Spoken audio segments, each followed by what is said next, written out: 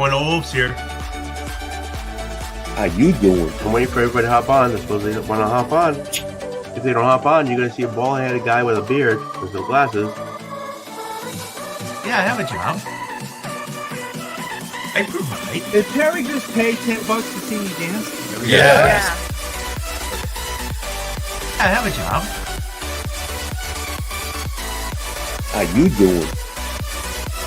When you see the train wreck, it's just me, right? Yeah. It's just the way I do it. How you doing? You realize my wife's gonna disown me, right? See ya. Hold on. Not yet. See ya. See ya. How you doing? Well, okay, I moved. Okay, so the camera's in the wrong spot because I got to look over here, but I can't see. So I got to look. Hey, how you doing? See ya. How you doing? I moved my room around, as you can tell, and I still don't know where to put the camera. Got to move the camera this way, I guess, or the way. I don't know. How you doing? It's time to get for the train wreck. I do this almost every Thursday, 7:00. No, 7:30 today, Eastern Standard Time. I pick up my books. I do a little bling bling. Let's see if it's still working. Oh, it's still working. I bag and board. After do that, if you guys want to hang, we hang. You want to throw do a couple of drinks together? I'm always ready for it. So, how you doing? Glad you guys are here. Okay. So, Gene's here. Good evening, everyone. Oh my God! Well, it is Canadian. He is Canadian, so I guess hockey does take preference over me. I can understand that. Enjoy the game, Gene. Maybe I did send it to you on Instagram, but because of you, I stressed out and I already pinned it. Okay, so there you go. Dude, hop on. It's pinned, right? It's pinned, right? I did it right. Hop on. Oh, that's me yelling out his name. Okay. Oh, that's me. Oh. How you doing, Perry? Kenneth, how you doing? I need to wait for you too. All right. Let's get the books done. All right. Let's get them bling blinged. Let's get them in. Hopefully everything works. And let me pull my microphone this way. Okay, there you go. Hopefully everything works. Then we can talk about Hot Wings Challenge. It's coming up Saturday. We can talk about a little box I got today from Jigs. We must have talked about something. This is not a comic book. There's some weight to it. There's liquid in here. Oh, I think I know what this is. This is a conversation. I don't know if you can hear that. This is a conversation we had last week, I think. Kevin, how you doing? Okay. This is gonna hurt. Okay. Okay. Very short week today. That's what she said. There you go. All right, let me move this out of the way. Let me get the drink out of the way. Let me get my little knife out of the way. Okay. You guys ready? Let's do this. Okay. No Marvel. Sorry, guys. No Marvel. I'm really, I'm not really pulling any Marvel. If I am, I think I'm pulling Marvel. Majority of Marvel I'm pulling from my daughter, I think, and my son. So here we go. No, I'm lying because I do 2 Wolverine books.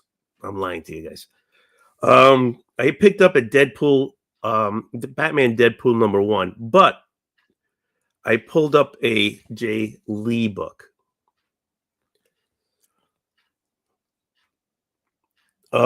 Retro, you gotta hold on. Oh, okay.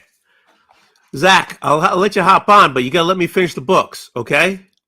Okay. How you doing? Okay, let me finish my books, and then we can go all out, okay? All right. Can you hold yourself back? Okay. Pick up a Jay Lee book.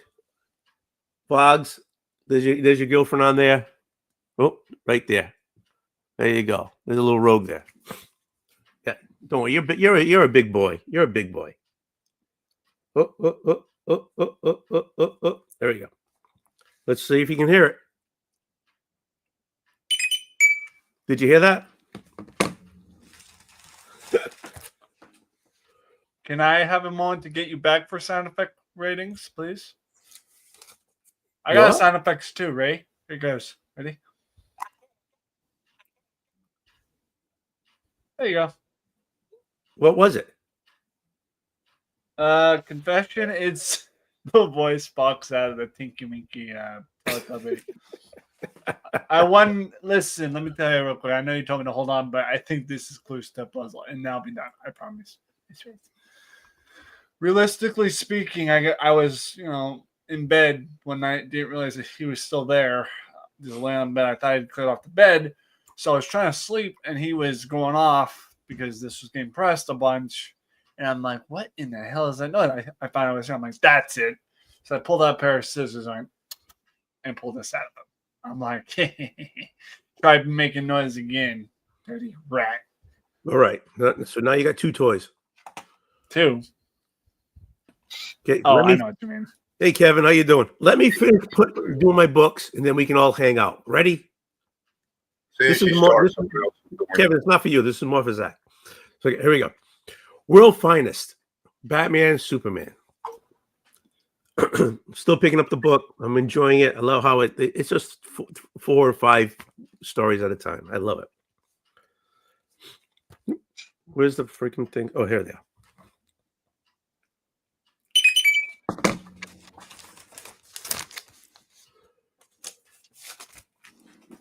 Gotcha, man. Number 14. I'm surprised it's still going. Honest to God, I didn't know it was an ongoing series, but I just can't put it. I'm still picking it up. I thought this was going to be like maybe a 6. Then it kept going for a 12. Now it's a friggin' 14. What did end is my Herculoids number, so it ended at 10. So I guess a lot of them are dying at 10, and they'll bring them back later on. So when we get the last issue of Herculoids, which, like Gatchaman, is something from my childhood, and that's why I picked it up.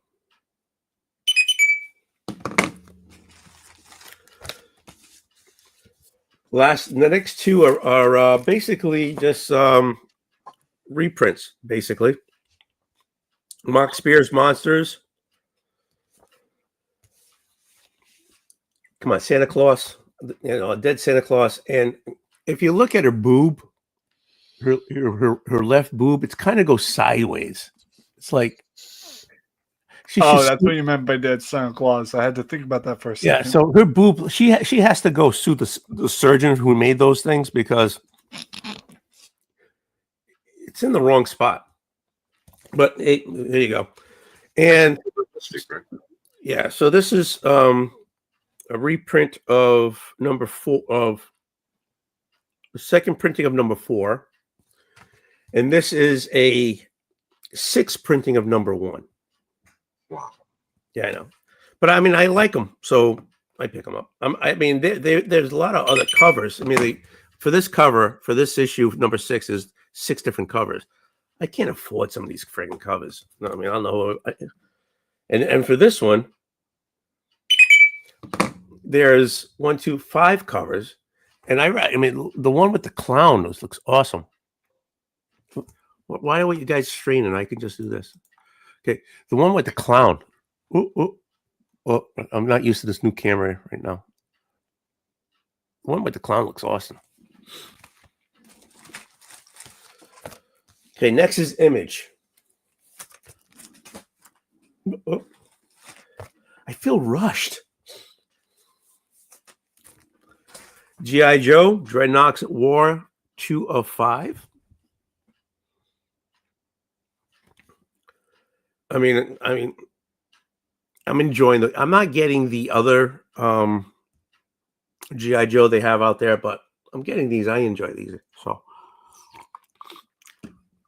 It's just a different look at the G.I. Joe that we know when we were kids.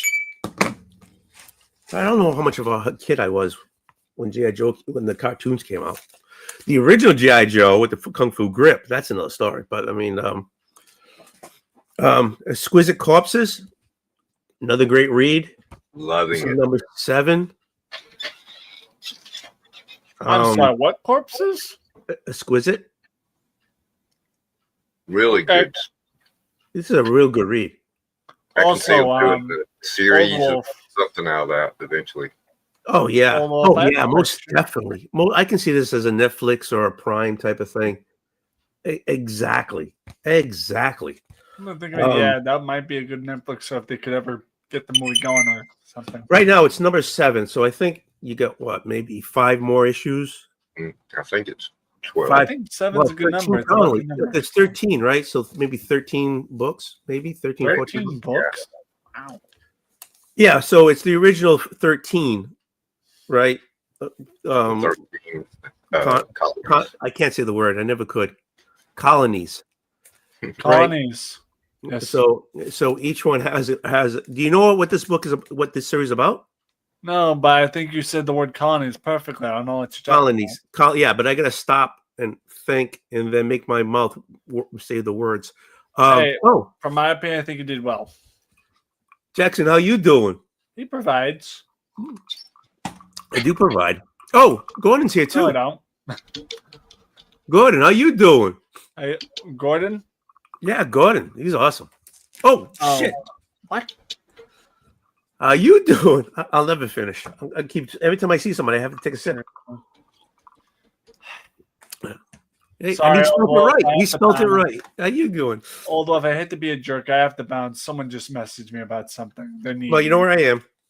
I know I might be gone now because one of my friends, I promised something. I just remembered I promised him it. So you do what you got to do because I don't before I go. I felt necessary to ask this. I saw you had a banger shirt on. I want to know what you like that, huh? What is that about? Please explain what's the now. shirt? I want to try the cookies. Yeah, here you go. Exactly. It's all about cookies. Cookies and cream. I like that. All right. Sorry, I just want to ask because I saw the shirt. My mom and I are connoisseurs of funny quote shirts. Oh. Also, Oldwolf, I was wanting to tell you before I go because I wanted to show you a new addition to the decor. Hold on. I showed this on Jigs and they acted like it was nothing special. Well, they did kind of. They were talking about a show called Taxi, but the Taxi. Nice. It's the Taxi, but it's a sign at least. Can you make it light? I wish I could. Wait a minute. Can you open it? Can you put lights in it? Oh wait, I think I showed you this before. Yes, you did. Were the one. Yeah. Holy crap! I forgot about that. But can you put lights in it? I remember what you said, and I think there is a bottom you can unscrew. Yep. But I remember what you said. I just have yet to find any like strip lights that will fit in there. Okay, so it's Christmas time. You don't need strip lights. All you need to do is get a bunch of Christmas lights, white little ones. Yeah, that's what I'm saying. And shove them in there. Yeah, they have the little tiny strips. You know the ones. No, you don't even need that. Don't even do that. Just go buy it. Go buy Dollar Store or Dollar Tree or whatever. Get some Christmas lights, just plain white Christmas lights. The little ones. Look there, dude. I've already been there. I didn't see any. Well, look again, and all you do is shove them in there, and then you plug it, and you use that plug. That's and then put it on top of your card, and you got a new job. I don't have a car. That's the twist. But there you go. You do it on cheap, man. And I can't give it to my brother on his car because that was actually his when he was a taxi cab. Yeah, and he gave it do it on cheap. You just get the lights, shove them in there, plug it in, and you do it on the Jeep. That's it. Done. We don't have a Jeep. Not a Jeep. On the get out of here. All right, go. I got one more book. Okay. Bicycle. Also, real quick, Oldham, not sure if y'all know. And yes, both him and you and him are included in this. I posted a shout out list for all y'all. Love y'all. Love you too. I'm dipping. I freaking love you, Oldwolf. As I always say, I say this a lot. I'm happy to say it again because I didn't care. Oldwolf, guys, dude, show some love for this. But this is the honorary uncle I need in my life that I've always wanted. Okay, do not pick on this man. I'm coming for you. Nah, don't worry about it. I can take care of myself. But I am your uncle. There you go. And Oldwolf, I can always have a bond to pick with them. I mean, look at my hands. There you go. All right, get the hell out of here. Go take care of your friend, and I can finish my book. Okay. I love you, Uncle. I see you later. Goodbye. Okay.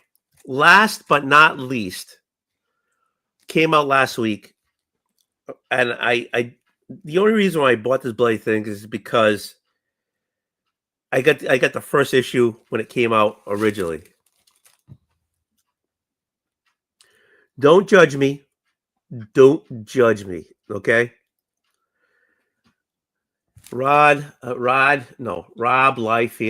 I can never say his name. I always want to put an I in there. Liefeld Youngbloods. I mean, come on. You had to get this just for the fun of it. Jeez, I mean, look at this. And I don't even know why they bagged it. There's no card. Why did they bag it? Well, they figured Bedrock is going to show his junk. I don't understand why they bagged it. I really don't. But there is a card. Oh shit, there is a card. Uh-oh. There is a card, and this thing is separate from the book. Oh shit! Look! So this back piece is separate from the book, and there is a card. Oh my God, we just discovered it. And it's something I'll never open up because I don't care. So anyways, let me zing it. Boom, done, baby. And John hops on, and then he just leaves me. I don't understand this. He made me go. Oh, so did Kevin. Everybody just leaves. Oh my God, Paulu, how you doing, baby? How you doing? It's not what's up. It's how you doing. Come on, how you doing? I get a card. I didn't even know there was a card in here. But I'm not opening this. I'm going to tape it right now. I'm not even going to open it up. Oh, Kevin, you're back. How you doing?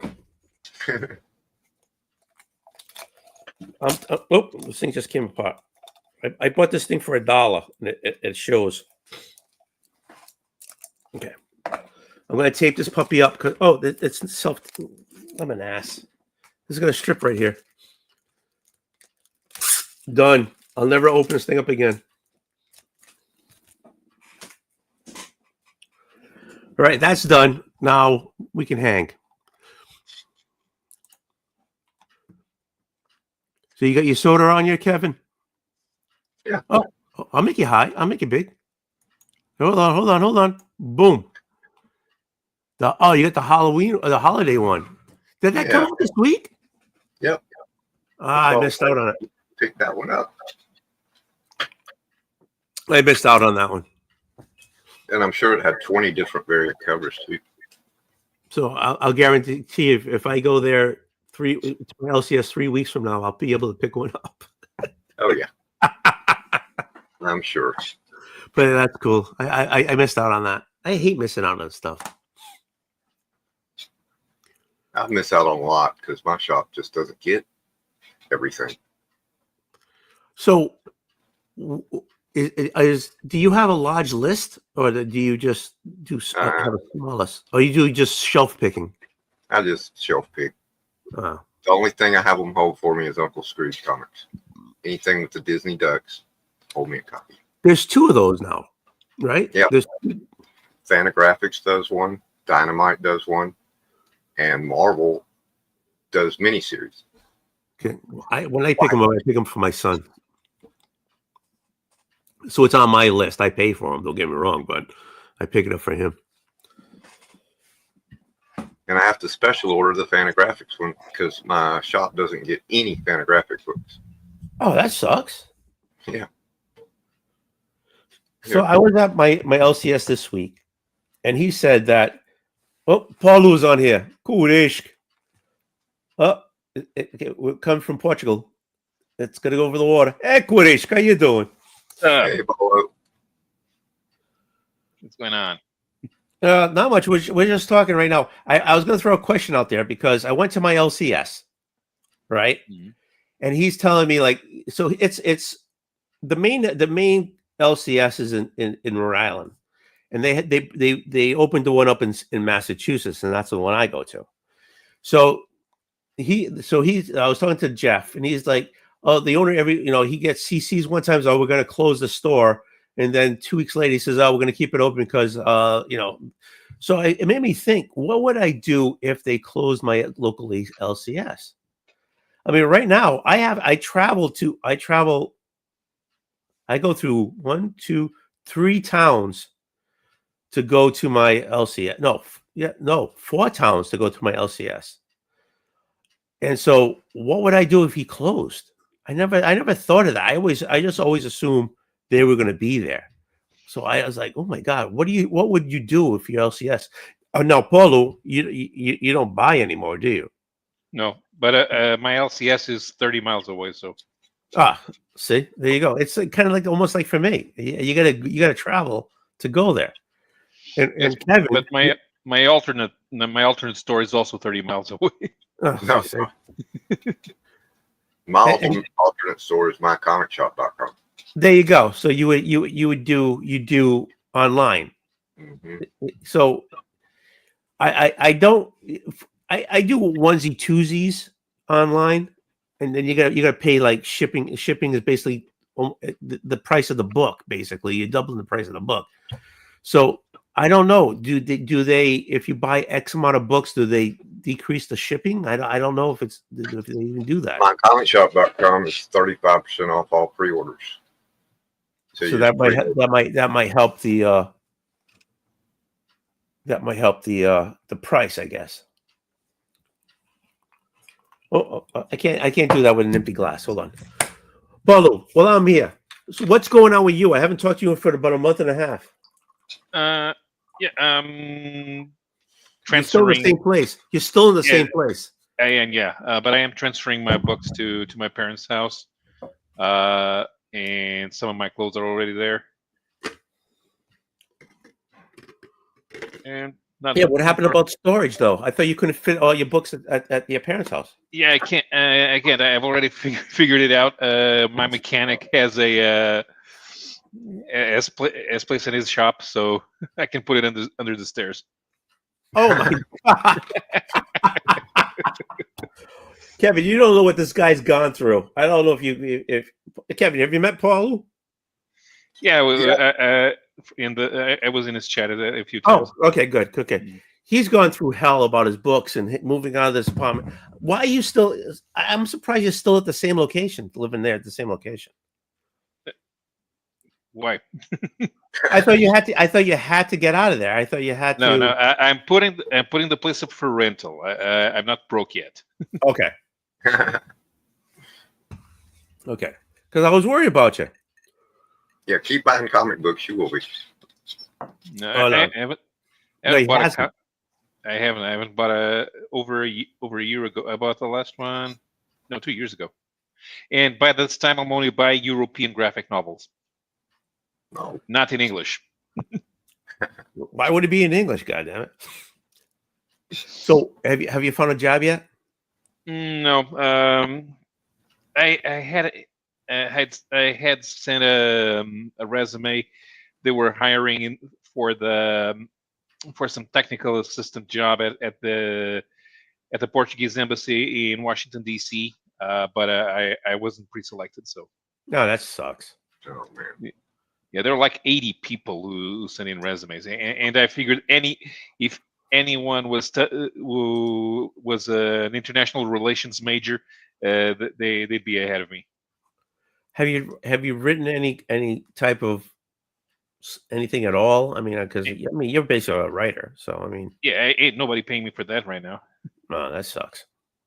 If I was to write test drives, I would have money for one loaf of bread after paying taxes and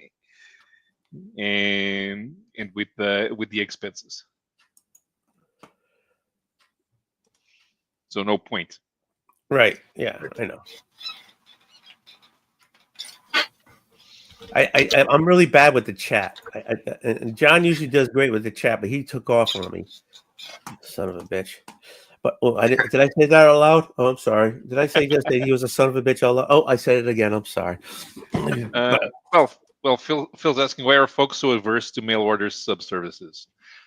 I think some of us like seeing the stuff beforehand, and there's more trust.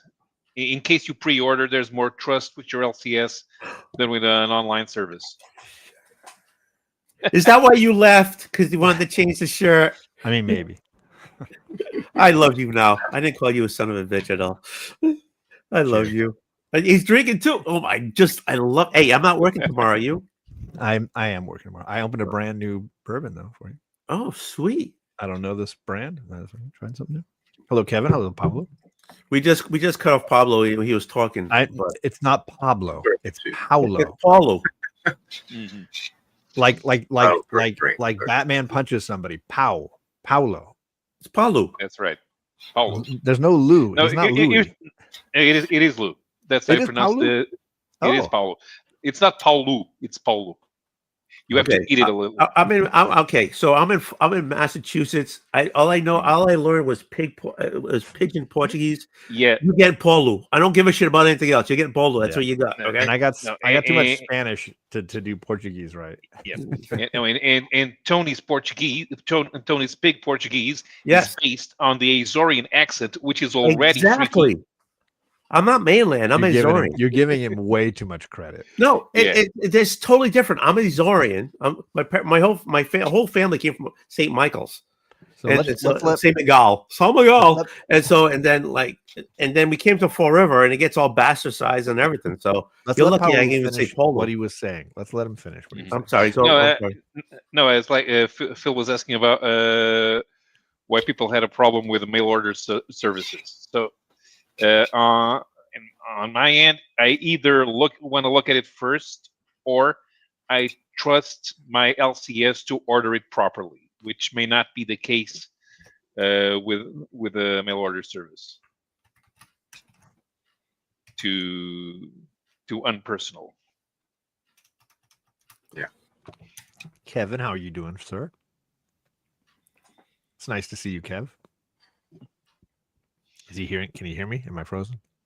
No, you're not frozen. The other Kevin. There's only one Kevin. I'm not worried about the one in the chat. He's not on the screen.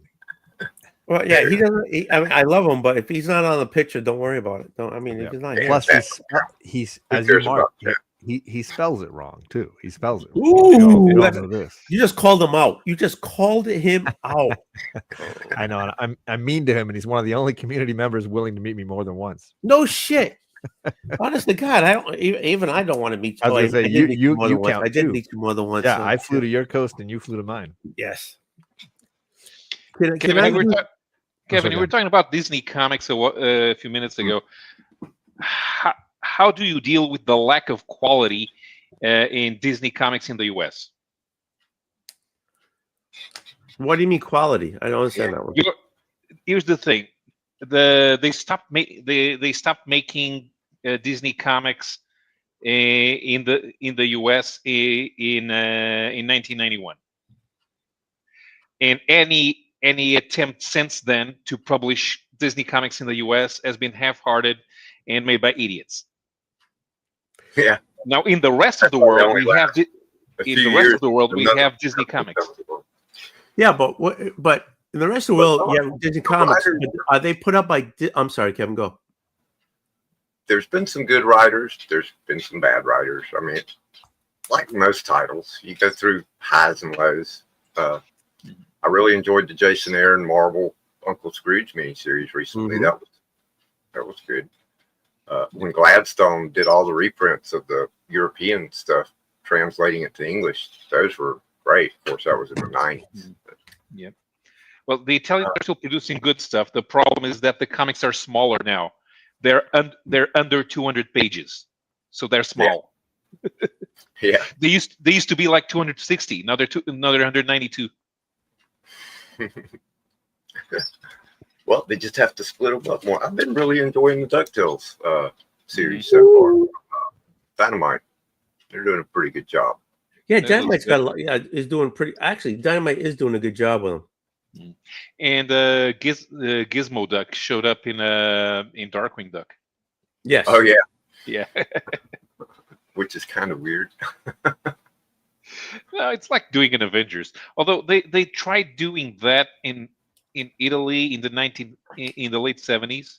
They had a team with Super Goof, Paperinik, which is usually known in English as Duck Avenger. It's Donald's superhero identity. Yeah. Oh no, this story may have been made in Brazil because the Red Bat was in there. And the Red Bat is Fedri's superhero identity that was created by the Brazilian studios. What the hell is a Red Bat? No, it's called the Red Bat. But he lives in a trash can. Okay. Maybe they'll translate those one day. Yeah. And there was a guy called the Red Wasp who was a human. But he showed up in like only half a dozen comics. He's not very well known. Yeah, he was just a human. It's Disney. Why we need humans? Yeah. Right. And of course, all the Don Rosa stuff was phenomenal. I mean, Yeah. I love Don Rosa. It's a shame that he can't work anymore. Apparently, his eyesight's gotten so bad he has trouble drawing and stuff. Oh, really? I didn't know that. Oh, he's not getting any younger. None of us are. Don Rosa came to our comics festival in 2002 for the last 2004 the last time he was here. I met him at Baltimore Comic Con. He's very nice. No, I met him at it was either it was Boston. He was cool. Yeah, he was at Heroes Con last year, which I didn't make, but W. Boggs was kind enough to send me a little video clip and get me a here it is. His very first nice story. So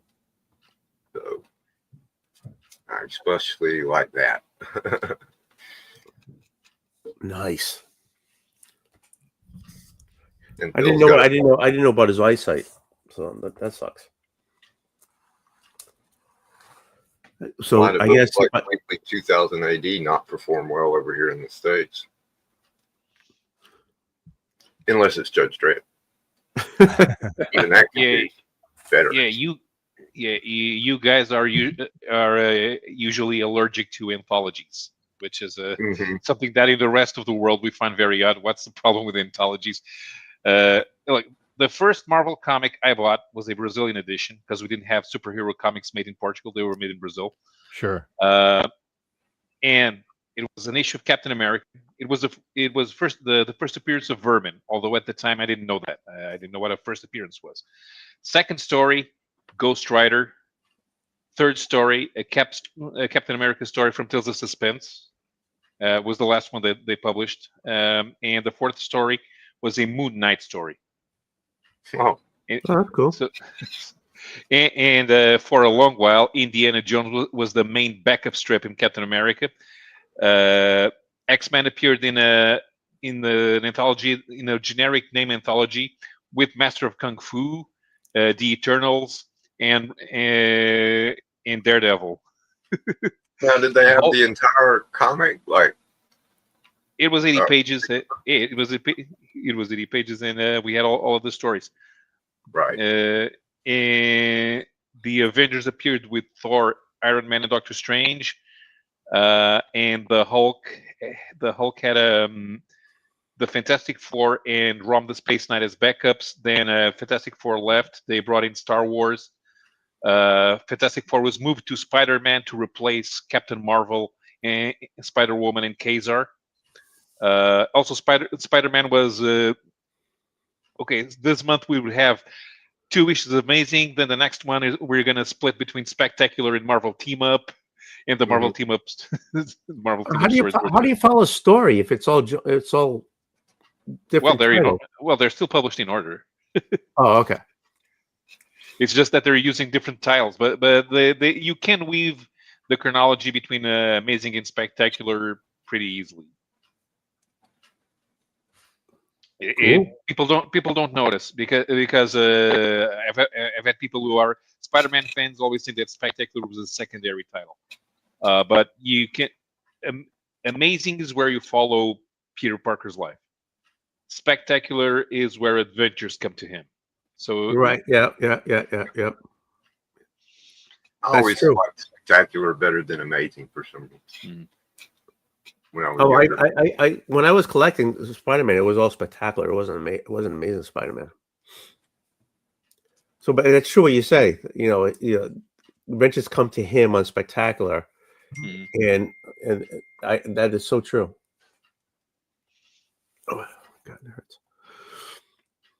And if they tried doing the comics individually, they wouldn't sell. I mean, trying to space here is limited on newsstands. It's not like the crazy newsstands that you have in America, where this magazine spread out like 2 yards beyond the stand. Here the space is really small. So a normal store would have place for like 20 different comic titles, and those would take up about 5% of the newsstand, because the rest has to be newspapers and magazines. So that's why everything was anthology. That's why everything was digest sized, so that it wouldn't take up a lot of space. But they would always have. Usually, they would always have comics. Now they don't. Nobody publishes newsstand comics anymore. Really? Yeah, the Italians still have them.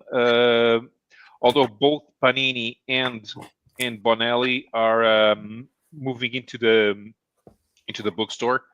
The French still have Picsou for Disney, but even I think that Panini are still publishing Marvel in magazines, but DC has gone full graphic novel for a decade, for about a decade. It's kind of the same here. I feel like we don't really have newsstands anymore. It's like 97 or 99% direct. Yeah. But in Europe, we changed the format. We kind of changed the format to suit the bookstore, Sure. And because you have comic stores which have always been very traditionalist, there's little incentive to change the format of how comics are published. And they would probably benefit from it. That's why I was so psyched, Tony, to find that Wonder Woman cover that was like 2008 or whatever, and it was a newsstand. I was like, no freaking way. They don't make that shit anymore. Yeah, well, I mean, where would they put it?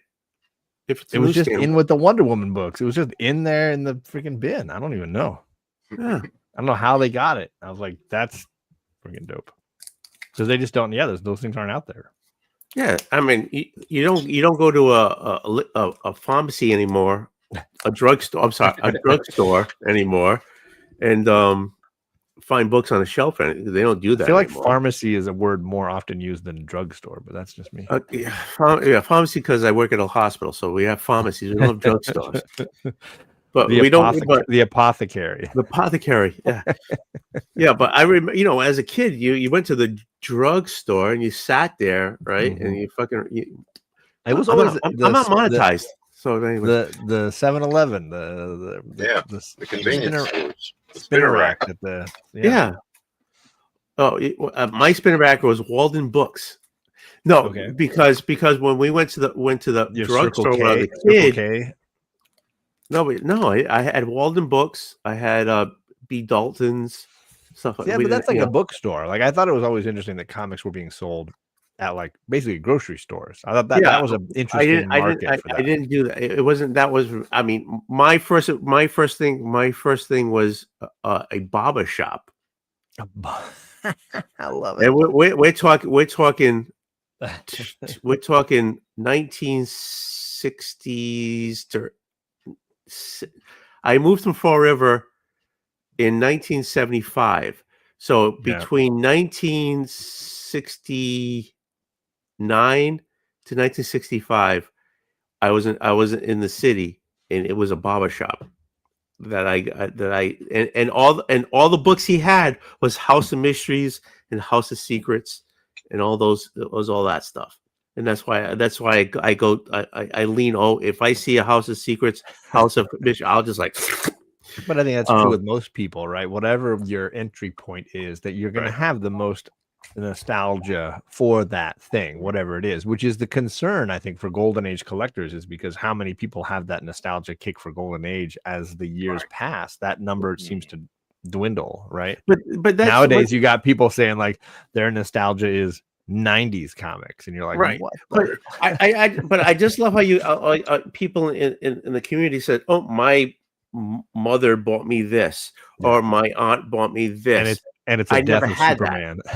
Yeah, so I never had that. It was the guy who, when I got hit by a car when I was 4, it was the barber across the street that pulled me out of the street, and because of that, it was the barber and the guy and the cobbler. Roscoe was the cobbler.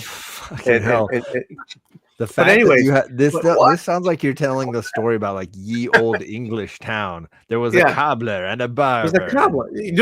See, nobody remembers cobblers. But anyways, the way you tell the story, I'm picturing Steve Martin, the barber, like the medieval. No, not the guy from the friggin'. No, not from that. Put some leeches on him. No, you were auditioning for a Mary Poppins remake. No, but this is why everybody is like, my mother bought me this, or my father bought me this, or I had an uncle who bought me this. I don't have that. I had to have a seriously friggin' something happen me. A Buick friggin' hit me. It was a Buick with Rhode Island plates, hit me, and then the guy who pulled me out, I became friends with, and I would go over to the barbershop and just sit there and read comics. So that's my first thing into comics. And then later on, yes, you went to the pharmacy, you went to the drugstore, you sat there, you pulled them down, and you read them until they tell you to get the hell out because it's not a library type of thing. You know what I'm saying?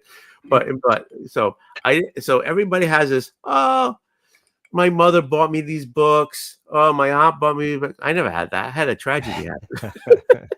You should have sued General Motors for the indignity of being run over by a Buick. And then you'd sue. But instead of money, you'd demand comic books. I should have, could have, would, but didn't, because I was only like 4 at the time. My parents were just happy I was still breathing. That's a fact. That's dark, is what it is. And that's dark, but so is my life. My life is all dark. This guy. Tony. What do you got there, John? I'm just organizing the books I got to file away here. I'm trying to catch up on my reading. I got a couple more Marvel books to work through. You want to see my haul? Is that what you're asking? Yeah, I want to see the haul. All right. Huh? Should I put myself on the big screen? Oh my God! Don't get loud. I didn't. Did I get loud? I'm sorry. Nope. All right. I'm back. Yeah, you did that because you went, oh,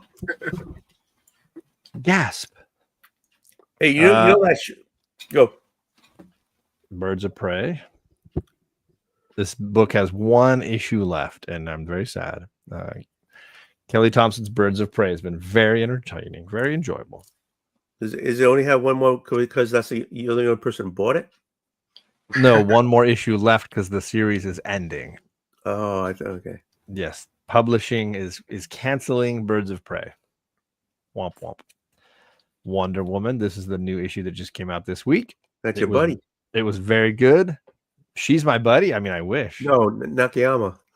Oh yeah, David Nakayama, artist. Yeah, for sure. That issue was very good, even though the Mouse Man storyline has not been my favorite. I don't know if anybody's reading that, but What the hell's a Mouse Man?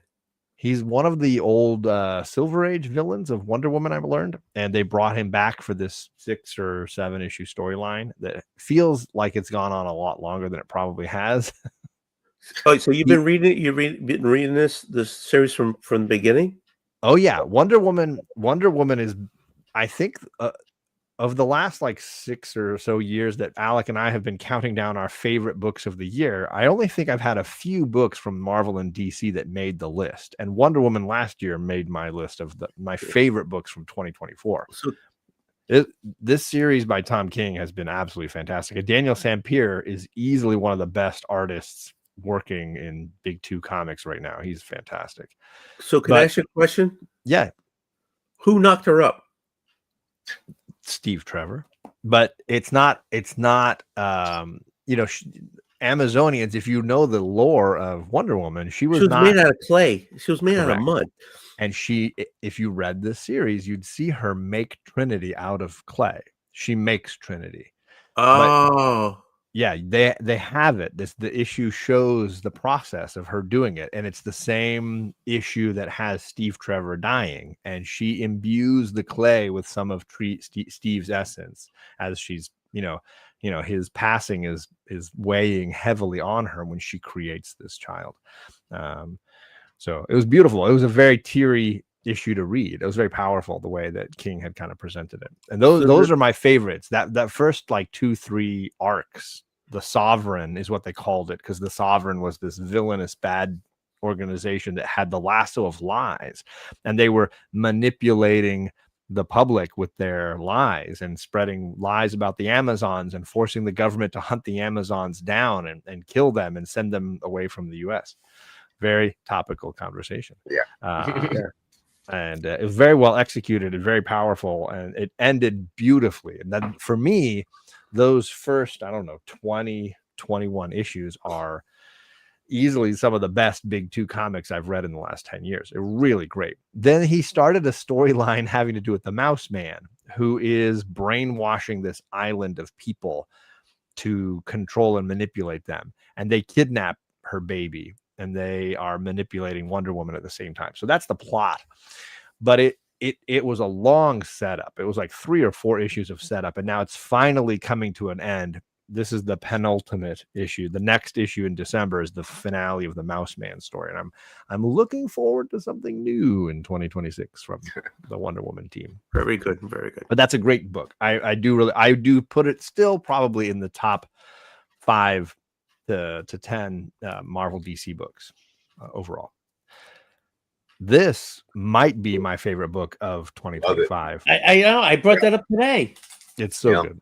It's wonderful. And I just read the newest issue. It was very good, very violent. The one before this was insane. Issue 6 was wild. Yep. Issue 6 is going to go down. That book is insane. So yeah, that was fantastic. I bought one back issue this week that I did not. Oh, wow. That's a good one. It's a really nice copy. This book has come down a ton in price, so I was happy to add this to my Captain America collection. Do you have a separate box just for Captain America? I have an Avengers team members box. It's got like some Cap stuff. It's got some Hawkeye stuff, some Vision stuff in it. So it's a bunch of different members of the team. Do I have to buy a book to keep the team together? I'm working on expanding my Captain America collection. I got a slab recently. Where is it? Yeah. Testing Tony here. Do you know the significance of this book, Tony? No. This is where Captain America gains super strength. Yeah. I thought he always had super strength. No. In fact, the early issues of Avengers, if you read them, they keep consistently calling him like a mortal man, like a normal human. He got the serum, which, obviously took him from feebled to incredibly strong, but it only took him to like the height of what a normal human could be, like a weightlifter. This gave him super strength in this issue. How do you get super strength? I have not read it because it's encapsulated. So I don't know. But this is the issue when he gained. It even says it on the slab. Captain America gains super strength. What issue is that? And he says it right there. I'm stronger than ever. Yeah, baby. This is Captain America 159 from 1973. Steve Englehart and Sal Buscema. Mm-hmm. So there you go. And then Jack Kirby comes on board and promptly forgets all about it. That sounds about right. But do you remember a mini series called Avengers Forever by Kurt Busiek and Carlos Pacheco? I don't. I do. I know. I remember seeing that. Yeah, that came out of after the Heroes Return, when Busiek was writing the Avengers. Okay. He wanted to. He already had thought of that story as something called Avengers: World in Chains. It was supposed to be set in the future. He rearranged the story to make it a time traveling story. Okay. It was like the last time that Marvel published a story just to fix continuity mistakes. After that, they stopped caring. But it's a good story, and okay. Rick Jones in the Kree Supreme Intelligence pull Avengers from different time periods. Oh, and one of them is Captain America right after the leader of the Secret Empire kills himself. Oh, sure, yeah. So he has super strength back at that time. Okay. Yeah, so I'm hunting down some of those key Captain America books. I need obviously issue 100, the first self-titled issue of Captain America. Yeah, I'm not helping you with that one. No, you should not. That's an expensive book. But I'm working on it. I did not buy Deadpool and Batman. I was very good. I skipped that book, but however, I did get suckered into Batman and Deadpool. So why'd you buy that one? I bought the Jay Lee one. It's the boob punching cover, which is I love a good boob punch. But yeah, it's the characters and the pose. It's really, the artwork is great. So you like it rough, I guess. But I did get more than one. I knew you were gonna get that one. I got 3 as an idiot. I bought 3, and the book, it's not good, gang. I read this thing last I'm not reading it. I just bought it. Good. I spent almost $30 on covers with these 3 books. This is what happened to you? What happened to you? I was beautiful. I used to be beautiful. You used to be. And they put, yeah. I don't what have. What happened to you? I don't have an excuse, Tony. I'm going to read everything digitally. I'm not going to buy this, that, and the other thing. I fell off the wagon. Am I lying? Wagon. I'm not lying, right? You're not lying. You're not lying. Yeah.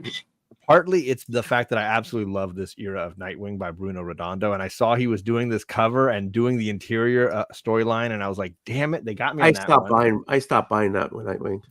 What? I'm talking about the previous Nightwing, the one that Tom King was doing. That's okay. I got all of those. This interior story is Taylor and Redondo on the art, just like they were on the previous one. That's why I wanted this covers, because they're doing the interior story with Laura and Dick as, teamed up, and it's drawn by Bruno Redondo from the Nightwing run that I love. Don't yell I'll at even me. show you. There's a great panel in here. It almost makes the book worthwhile, but it doesn't. Look at this. Freaking Bruno Redondo, man. Wow. Oh, that is nice. Yeah. The idea is that these are children whose fathers are, as they quote it, the best at what they do. Okay, wait. Okay, which side are you looking at? The one with the Hulk and Holly, not or the Hulk one? God damn it. Get your head out of your ass. So it's Laura Kinney and Dick Grayson, and they're thinking about their parents, who are the best at Batman and Wolverine. Wolverine and Batman. Okay, so Wolverine just gave a sample at the sperm bank. Well, he's also been something of a dad, and they include Gabby. If they wanted to, Honey Badger too. If they wanted to do that thing well done with a proper daughter for Wolverine, they would have made that Kitty Pryde in their Shadow Cat costume. Now I would be down for that for sure. I would be down for that. Yeah. And then of course Jenny Frison draws Storm and Wonder Woman. I'm not gonna say no to that. I was gonna buy that, but I didn't like the way the faces were. I didn't like. I love it. I love. There's zero flaw. Don't touch yourself. Don't touch yourself. I'm not monetized. You can touch yourself. I'll do that later. Okay. And then while I was there, I saw this cover and I was like, look, I'm in for a penny. I'm in for a pound at this point. The boob slap. You just like it's a boob hiccup. I will say Lozano is one of my favorite current cover artists. When he does a cover, I'm like, that is fantastic. He just has a great energy to his covers. And this is my favorite costume for our girl, Carol Danvers. Yep. And then the Wonder Woman battle, it's great. So I bought all three, like an absolute jamoke. What's up, Christina? Oh, she's in. Oh, Christina. No, speaking of reading digitally and the Marvel DC crossovers, did you read the Thor Captain Marvel Infinity comic? Before I finished my Pop-Tart, I figured I'd show you what's on it. Oh, there it is, right on the cover of your Pop-Tart. There you go.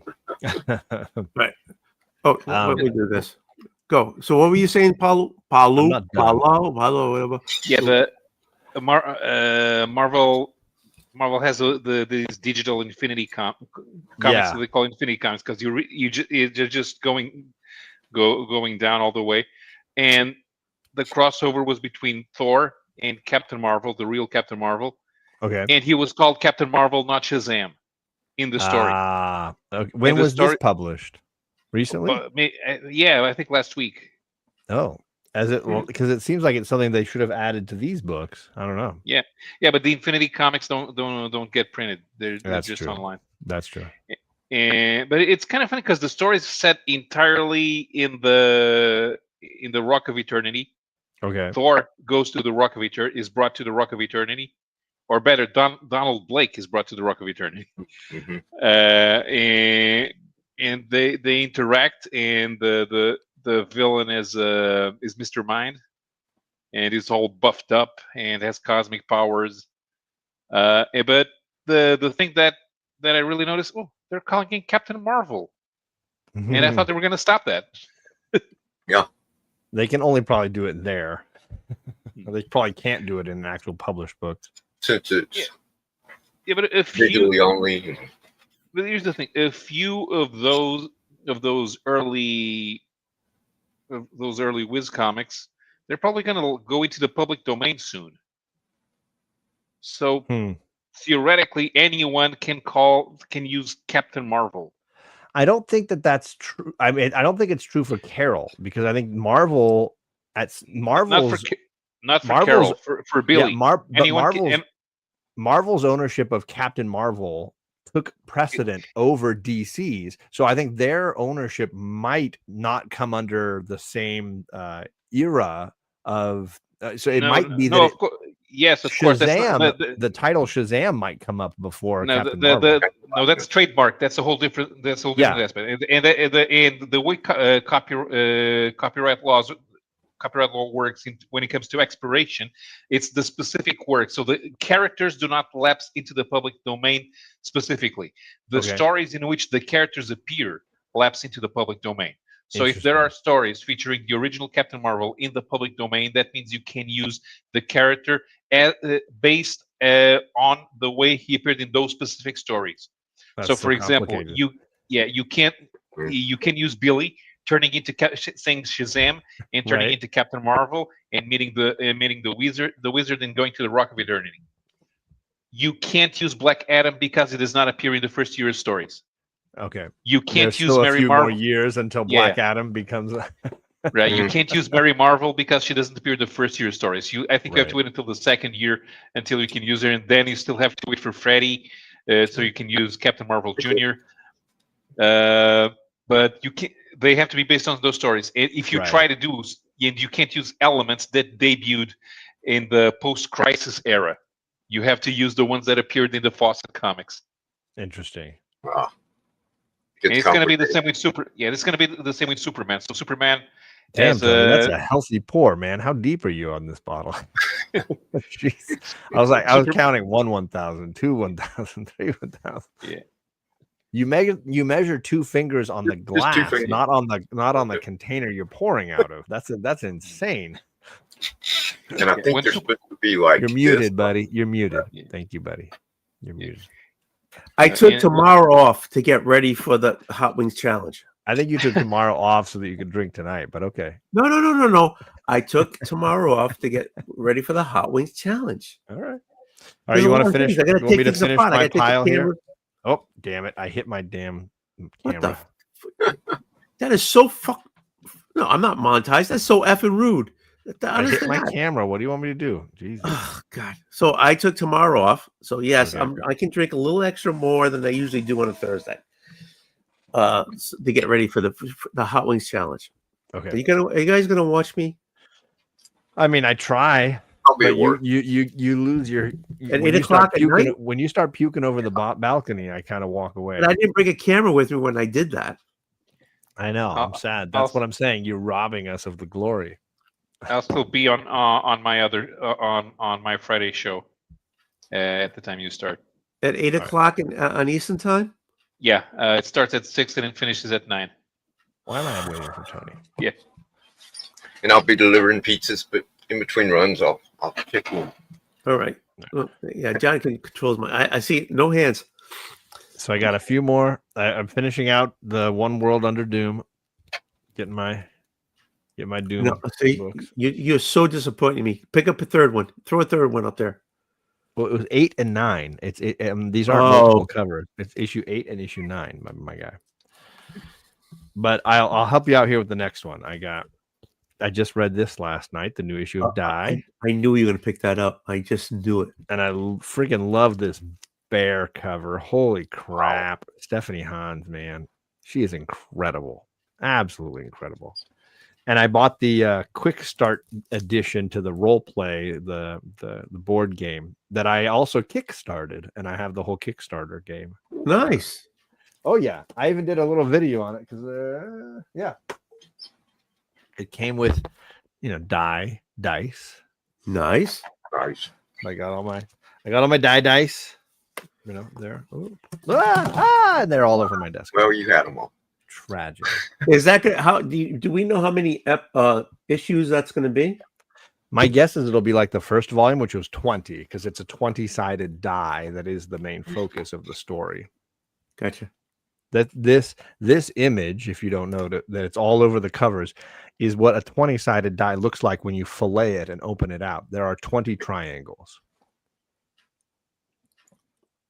So, that's just geometry. I know. So I'm talking over the heads of people, but no. But so how does the first one begin? Because so how's the first issue begin? I love this series. If you don't know what the series is about, it's basically like an adult Jumanji kind of concept, where you have a bunch of children who sit down to play a game that one of them feels like he has invented, but the truth is he has been touched by an evil god and come up with this idea, and he gives each member of the group a die that's a different type. So like a 4-sided, a 6-sided die, a 20-sided die. Everybody has a different die, and when they roll it, they are all sucked into this world, this die universe. And then the first issue stops and cuts to, I think it's crazy, like 8 years later, they all come back out of the game except for one person who was stuck, and they go on living their lives. One of them lost an arm, like they've been traumatized by this experience, and they all lie about what happened to them. They all keep a secret about what really happened, and as they grow into adults, they all go through that moment like in Lost, where they decide we have to go back. We need to go back and fix what we didn't resolve the first time. And that's the original 20-issue series. Is it starts with them going back and finding their friend that they left behind, who has carved his eyeballs out and stuffed them with 20-sided dice so that he could see every possible outcome of what will happen. And he's forcing them to jump through the hoops of the game and finish the game they left unfinished. And some of them are upset to be here, and some of them prefer the version of themselves that they play in the game, including the main character Ash, who was born a man in our world, but chose to play a female character and has come to realize he wishes he was born a woman and prefers the woman he is in the game. And it's an interesting look at gender identity, the book in general, the story. And they have to work their way through the Die universe in the first volume. And that is an incredible 20-issue storyline. And in the end of that storyline, without spoiling it too much, some of them come home alive and some do not. Now, this story takes place a year later, and they are having a funeral for one of the people who died in the previous storyline. And the character has bequeathed them all gifts. And some of the characters got dice. And when one of them, who is not knowing the truth of what the game really was, rolls a die, a bunch of them are sucked back into the land of Die.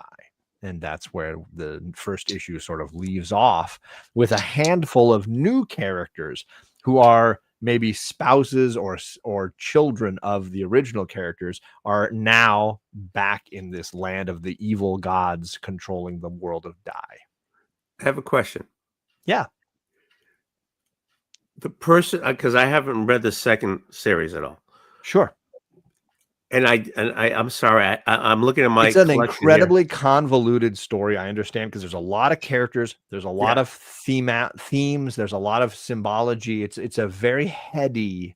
It's the difference between, like, I don't know, Lion, the Lion, the Witch, and the Wardrobe, and Lord of the Rings. Like, this is more Lord of the Rings. There's a lot to this universe. There's a lot going on. It's not a very streamlined story. There's many characters and many plots, right? So I'm looking at my collection right now, and I stopped it short from the completion. Okay. Of the first volume? Yes. Okay. So is there a character from the first series that's in the second series that's pulling them back? Almost all of them. But that's already in. That's in as far as being sucked into Die, into the what they call this D&D world that they go into. We only know for sure of two of the characters that go in at the beginning of this new issue. It's Ash, the main character from the first volume. It's his wife, Sophia, and it is the daughter of one of the other characters.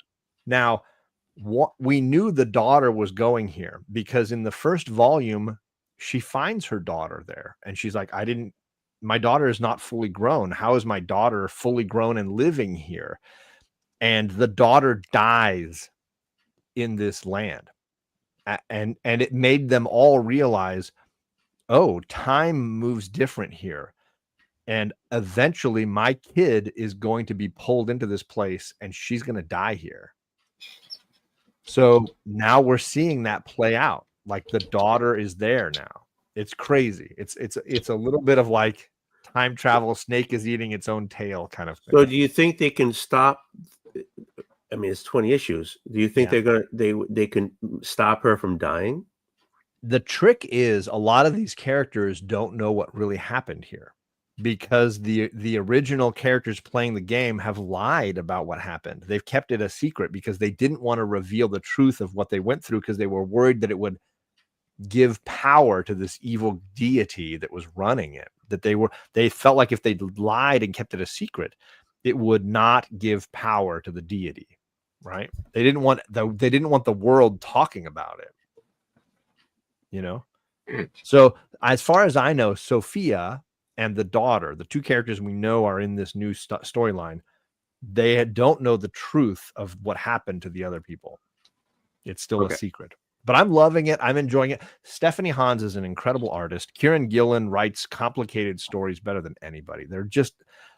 They reward you if you reread the book. And I've reread the original Die many, many times. And I'm always finding new elements, new themes, new inspirations that they had, new ways in which they connect to Frankenstein or the War of the Worlds or whatever. They branch into great fantasy and science fiction in so many great ways, and it layers the story deeply. And then of course it's D&D, it's Dungeons and Dragons, right, on a really adult themed level. Oh, there it is. Yeah. So I'm loving it. Issue 1 brought back all the feels for me, and I'm excited to kind of see what they do. I don't know if it'll be as good as the original, but I love the hard. There's a great hardcover edition that Image sells of the original. If people haven't read it, really great. Yeah, there has to be. I'm thinking there has to be some kind of. Oh yeah, Image has been really great about consistently publishing great hardcover editions of their books, and you can find all that stuff. It's worth it. I'm working my way through The World to Come, the Marvel Knights series of Black Panther that's like jumping to the future. This is the story that upset a lot of people because there's a white Black Panther at the beginning in issue number 1, and he is kind of. How does that happen? It's phenomenal, and it has to do with, of course, adoption. T'Challa adopting a child who then displaces him and kills him in issue number 1. This is way in the future. And now it's keep jumping back and forth in time as we see the power dynamics of Wakanda shifting. And this wait a minute, I thought evil white Black Panther. Didn't Storm and T'Challa have a kid? They did not. No, they have never had a child. Storm has never had a child. There's been like alternate future possible storylines, but never in the proper Marvel universe has ever Storm had a child. Okay, I apologize. Yeah. Oop, I feel a sneeze coming on, but we'll see how we do. All right. So issue 2. Hey, shoo! There it was. God bless you. Somehow I bought 2 issues of issue 2. I don't know why. I don't know how that happened. And I'm currently reading issue 3. Is this something I should pick up? I'm enjoying it, but I like Marvel Knights in general. The original run. Just do it. Just get it over with. Just don't fight it. Just look at the light. Look at the light. Yeah. Stare at the light. And issue 4 just came out, so I've got issue 4 here. So I'm catching up on that one. I think it's a 6-issue storyline, so it ends in January. I don't want to lose that issue. I can put it over. And this was the hot-ish cover from last week, the Inyuk Lee Rogue Storm. I knew you were going to pick that one up. I knew you were going to. The first covers are really cool. They are really cool. Yeah. And I loved this variant, and Inyuk Lee is obviously hugely talented. So I grabbed that one. So I think that's my haul from the last week or so. So there you go. You want to see my haul? Yeah, I'll switch you over to the big seat. Here you go. Wait a minute. I just showed it for the first 10 minutes of my show. Then why are you asking me if I want to see it, you jackass? I don't want to see it. No, I'm going to put you in the baby seat here. There you go. Kevin can be in the big seat. Thank you, Cliff. I appreciate it. Can I open a box? Can I open a box? Oh, now you want to do an unboxing? Whose channel is this? Oh, he's gonna 20 die there. Let me see. Oh, this is a special 20 die. Why? Because it came out of the very first Dungeons and Dragons basic starter set that I bought in 1979. Nice. I like that. Get it to, did you pin the link in the chat, Tony, yet? Have you done that? I did that. Okay, good. I'm just making sure. Sometimes you get forgetful. Because of you, I did it before I could. My God. You had to color in the numbers yourself with the crayon. That's funny. There you go. You can see you should use a Sharpie or something. You did a great job. Yeah, I used a Sharpie after the. Is it a pink color? Yeah. Nice. I like that. And then I got, speaking of pink, this is one that actually goes from white to red, depending on the temperature. Crazy. You can put it in the freezer and it turns red, and then you take it out and it slowly turns white. So Kevin, on the original one, if it guarantees me not to roll 1, can I just buy it off you? Because I'm seriously, I suck at rolling dice based on my experience. If you ever watch us on Sundays, he's a dice challenged individual. The first gem 20 I ever bought. Oh, and here's a neat one. This one's actually made of metal. Kind of I guess a copper. Nice.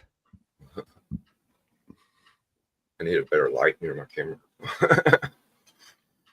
But yeah, I have a whole shelf over here, one of those little shelves that's nothing but dice. Do you play? You know, it's been a while since I've played. But here's a neat 6-sided. It's a standard 6-sided. Okay. Unless you roll a 1. Uh-oh. Then what does it do? I can't see it. Is it a skull? Yeah. There you go. There it is. That's my dice every time I roll. I'm trying to remember what they did on the dice for the die Kickstarter, because if you roll like the nat 20 or the nat 12 or whatever, it's actually just the shape of the die. Like it doesn't have a 12. Okay, It has hold on. I can move it myself, you jackass. Jackass me. Yes, guaranteed. So you can see it's just the shape of the die. Like so fancy. How come we don't use them when we play? I've used them. So there's a 20-sided die, and if you roll a 20, it's the die itself, right? So let's see. The one you can probably see the clearest is the 8-sided die. Yeah. Well, I almost got it in focus there. But yeah, it's a cool set, and the game is very complicated. I am not ready to play the game yet. The rules are incredibly complicated. All right, so Tony wanted to do an unboxing. Let's let him have his moment. Okay, so I received a box from Jigs. Uh-oh, that's dangerous. I know, and it's not a comic, as you can tell. Well, it's very tiny, yeah. But when I move it around, it sounds like liquid. Oh, he sent you some sampler bourbons. He's trying to get you off that Canadian shit. I think he sent me some hot sauce. Oh, yeah, okay. That's what I was thinking. It's hot. I'm thinking he sent me some hot sauce. And the thing is, this thing is so taped up, I don't even know where to start. Honest to God, it's tape everywhere. He probably did that on purpose. Yeah, because I love him, but he's an ass. Fair. I'm just going to cut it right into the box. Go for it. Yeah, I'm going.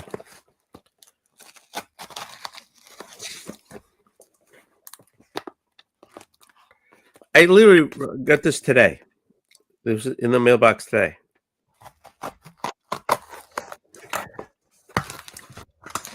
Cool. Okay, so now we have this. Okay.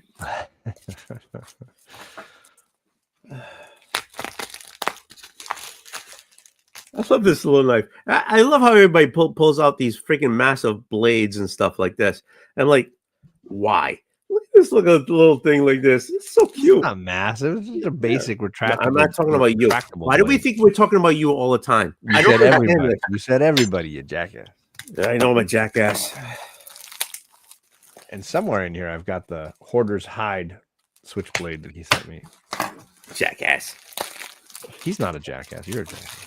Okay, so now I have this. Okay.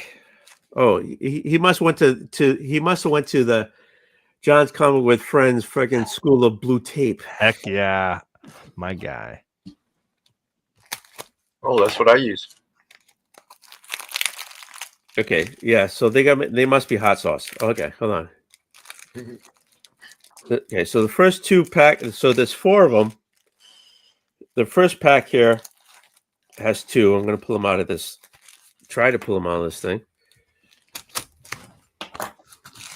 God damn it!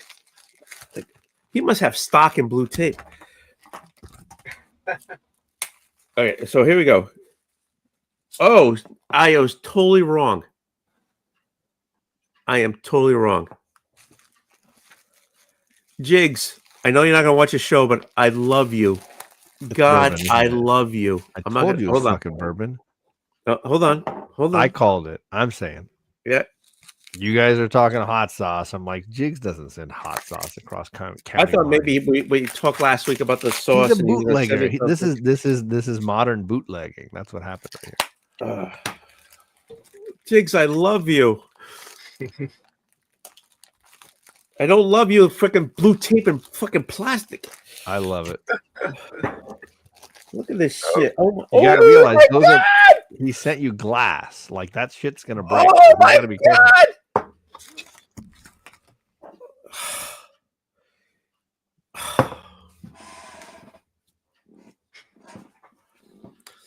He sent me some Blanton 93 proof. He loves you the most, Cliff. This is I love Jigs. no, yeah. you love Cliff more. Yes, I do. I do love Cliff more. You know why? Because I've never grabbed Jig's ass. Him, okay. You played gay chicken and you played well. Oh, I do. That's Cliff. I did. I know. I heard. The only reason I pulled back is because I didn't want to cheat on my wife. He sent me some Stag Junior. Okay. Well, Stag Junior. All right. Yeah. I got some from Craig, 18 year. Fuck. Wait, these look like fucking apothecary jars. Did he like fill these himself and label them? I don't know, but this stuff is Show me like one of these labels up close. This looks handwritten to me. No, but the thing is, this is like I don't know if I trust to drink this stuff. You know, I this will could be because I got blank. I got look at this. Okay, yeah. hold on. This is the kind of crap that Frankenstein keeps in his laboratory. Or This his is put it this way. I'm not drinking this on like on a whim on a fucking channel, to do this. I'm doing this big time. This is like absinthe. You're gonna have to burn it before you drink it. Like I don't know. No, fuck that shit. It's alcohol. Everything. There's no bacteria in this shit. So, but look at I'm Jigs. Fuck me, Jigs. Are there 4 of them? Oh my god. Yeah. Look at the jars. Okay, so he literally made this for you. He poured that shit into each one of those containers. He closed it up. He printed a label for each one of them. That's 18 year. I can't afford this. I can't afford that. He's trying to get you off that Canadian stuff, man. He's tired of you talking Canada. I can't afford these. This is not cheap shit. I don't know if I've ever opened. Huh? My nearest store over here in Portugal has Blanton's, a bottle for 300 euros a bottle. Oof. I'm telling you, I can't afford. What he poured me, I can't afford. I don't give a shit. He poured them himself. He made the labels himself. I don't give a shit. I can't afford this stuff. So what do? Just drink it just for on a whim, or do I keep them for my when I ever have? I'll never have a grandchild. I don't know what to do with these things. Oh my god, shit. Well, you drink them now. Then you don't have to worry about it. No, I can't do that. If I drink this, it's gonna have to be with him. I thought it was just a freaking like we talked about hot sauce. He sent me a bottle of hot sauce. I did not think it was gonna be like this stuff here. Honest to God.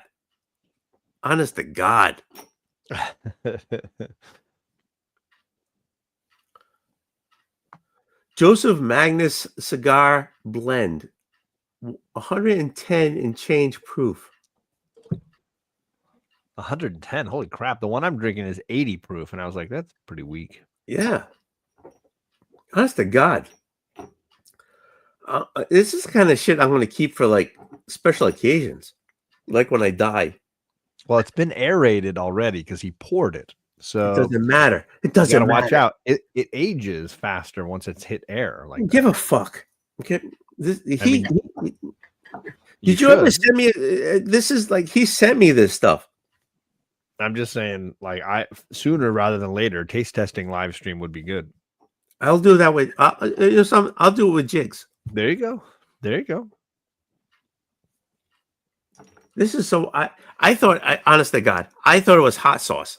Honest to God, I was already saying, shit. I talked to him last week. Maybe we talk about hot sauce. He sent me something. I did not at all expect him to open this to send this to me. Honest to God. You know what that means, right? So when he goes, if he goes on live at 10 o'clock, I have to hop on his channel to tell him how much I want to touch myself. Oh, did I say that out loud? It's kind of something. I said. Well, the show's called Trainwreck. That's why it's Trainwreck. I'll say anything. You guys can say anything. I don't care. We do not come here for propriety. Not at all. Today is Thursday night. Cliff, come on. I know you're probably on someone else's channel, but Probably. yeah, he probably is, and I'm not knocking him, but just come over here. You've been on that channel for a long time. That channel probably started at 7 o'clock or something. It's almost 9 o'clock. Hop on this channel. Come on. Oh, what's this one say? He's in Ohio. Why are you in Ohio? It's a family trip. It's getting close to Thanksgiving for many folks. I can see him going to Canada. I can't see him going to Ohio. I'm not anywhere. In there. Is that the name of the roadside motel? Oh, he's at a fucking wedding. I think it's just a normal wedding. I don't think it's fucking. Did they throw condoms to everybody just in case? On that one? What the hell? I don't know. Oh, I'm listening to you. It's a fucking wedding. Yeah, right. There you go. I didn't realize. It's getting graphic. It's a fucking wedding. So Cliff, take your phone, go into some place isolated from the wedding because nobody's listening to you anyways, and just hop on. Just so you know, as a rule to life, whatever Tony tells you, just do the opposite. You'll be fine. You'll be great. Make good choices. Fucking breakers. What are fucking breakers? I don't even know. I'm getting a little drunk here, Tony. I haven't eaten dinner and I just keep drinking. Just keep drinking. You don't need dinner. Everything you need to survive is in. That's almost like liquid bread right there. Everybody hearing this is why you don't do what Tony says. You do the opposite. So he's telling me to go get my dinner. Go get. No, food. you're not. I'm telling you to drink your dinner right there. Yeah, I think we're having chicken sandwiches. Oh, you don't want chicken sandwiches? I really do want a chicken sandwich right now. Okay, so just to let you know, I sent you girls their gifts. Oh, that's very kind of you, sir. Unnecessary. No, it's not necessary. Those are my kind of like third or fourth generation, Uncle Tony gifts. Yes, exactly. It's going to get to a point where I don't know what to give them because your kids are getting older than. Kate's 18 on Thanksgiving this year. Her birthday is Thanksgiving. She still has the boyfriend? She does have the boyfriend. Yep. Is it better?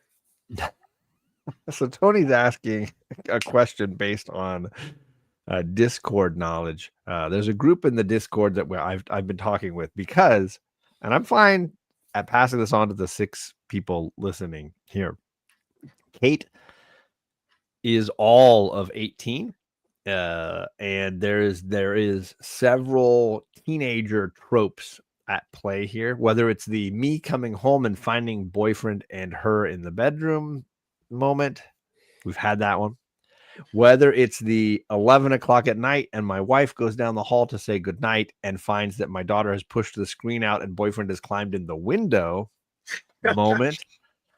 We are living a lot of those teenage moments. The best part about that one, and the doors closed here, was that my wife, I live with 3 women, so there's a nudity exception for all of them. I am not allowed to go without my shirt very often in the house. They are often like, yeah, whatever, like we don't care.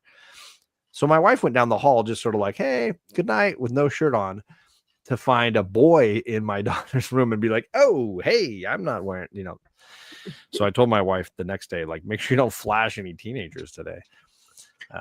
But yeah, so we've been living that life. He is better at respecting boundaries now. Yes, Cliff, OMG, OMG, all the O's, all the M's, and all the G's. He has been more polite, and good. Kate has been under, I will say, restrictions the last few months as a result of some of the bad decision making. And he has been more respectful, and we are expecting a sit-down dinner with him at some point here soon where he comes in and sits with us and breaks bread and has the moment of like, look, buddy, you gotta be respectful of the home here a little bit. Although I will blame Kate for 98% of this, because it is definitely her who's like, yeah, come by at 11 o'clock. I'll push out my screen. Like, you should come over. Like, she is the problem. And he's the one who's like, it's kind of late. Like, what are you talking about? He seems to be the deer in headlights for my daughter. I have the same issue here. Okay, good. I caught my niece blood. What? How old was your niece at the time? I'm very curious. And now he's the father of her kids. How old were they at that moment 10 years ago? I'm very How did she get pregnant by sucking his dick? I don't understand that. I don't think that's how it happened, Tony. Oh, okay. You're skipping No. a few steps in the 10-year gap that they're Those are just preliminaries. right. Yeah. Don't think you can get pregnant. No shit. That's what I'm saying. I was like, it's either taken in the butt, taken in the butthole, or taken in the face. I don't know what the. I do agree with I have issues. This is the next step. I agree. This is the next step. Just to let you know, my daughter's boyfriend does not like anything my wife cooks. What are the ages? You ready for this? Mm-mm. She's 23. He's 19. Oh, yeah. That was how my wife and I went. I was 19 and she was probably 23, 24. Yeah, but did you eat her parents' food? Oh, food. Yes. Yeah. Yeah. Yes. Yes. Yes. I ate their food. Yeah. He doesn't. He doesn't like our food. He'd rather have fucking chicken tenders and fries. You know what I'm saying? Chicken tendies. Well, it sounds like he's got a fragile tum-tum. Is there a reason why I just kept this on here? I don't know. I want to know the age. Stop it. I want to know the age at which you found the niece and the boy. Okay, I'll be right back. I gotta go. Cliff, I want some ages. It's probably not a good I'm idea. gonna take off because y'all have made me hungry, so I'm gonna go pick something to eat. Yeah, I'm gonna put Tony backstage. Legally speaking, it might not be a good idea. Kevin, love you, sir. I hope things are going well. And I want to know the truth about that quilted blanket behind you and who made it at some point.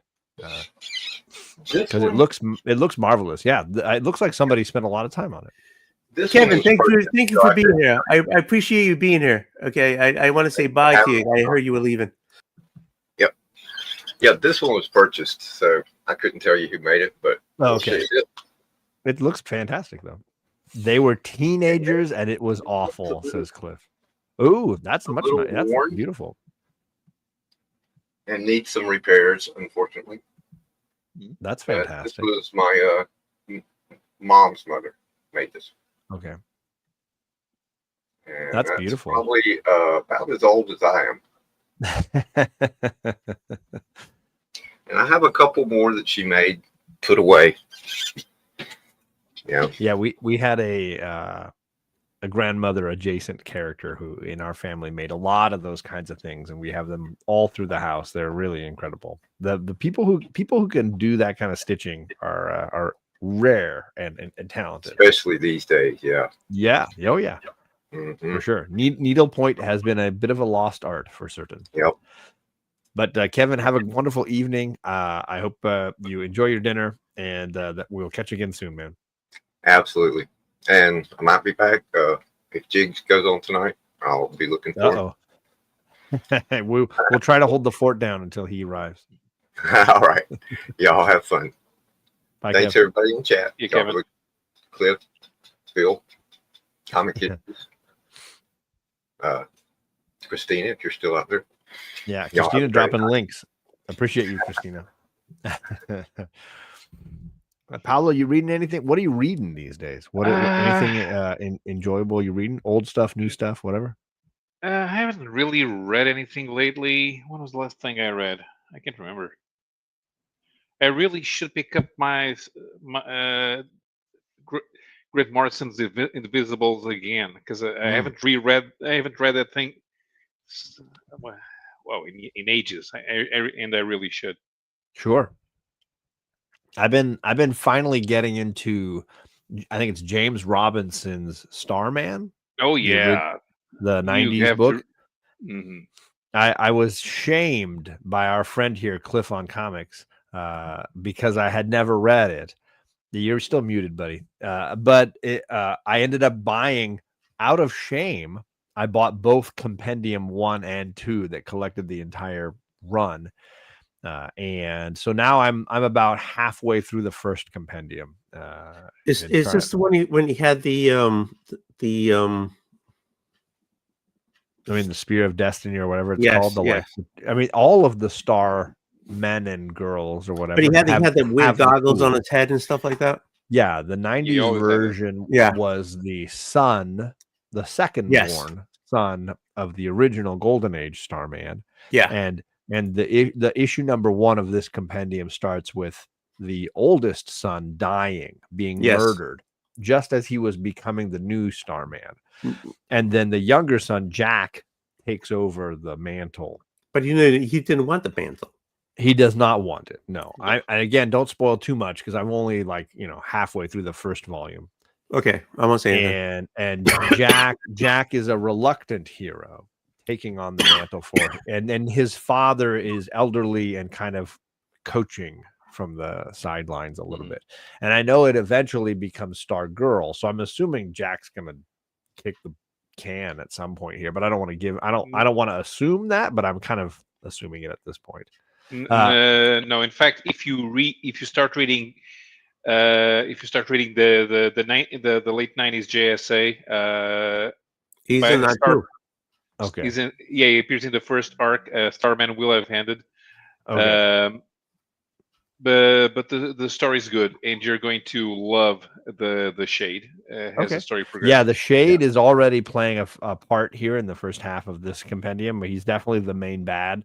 And so, yes, Cliff, I am reading it. I am working I'm hoping to finish Compendium 1 by Sunday this weekend. We'll see how well I do. I've never read American Caper from Dark Horse. So, Kevin, that sounds like something I might need to read if you're saying it sounds very topical. There are a few issues that are set in the past. They will have art by Gene Ha, and it'll be the most beautiful thing you've ever seen. You're talking about Starman? Yeah. Okay. Because those stories are titled Times Past. They're usually set in the past. And they usually have different artists, and there are a couple of them drawn by Gene Ha. And I actually have one of the individual issues, and in fact I brought it to Gene Ha when he came over to Comic-Con Portugal a few years ago, and I hosted his panel. And that thing was just amazing. That was just amazing. Nice.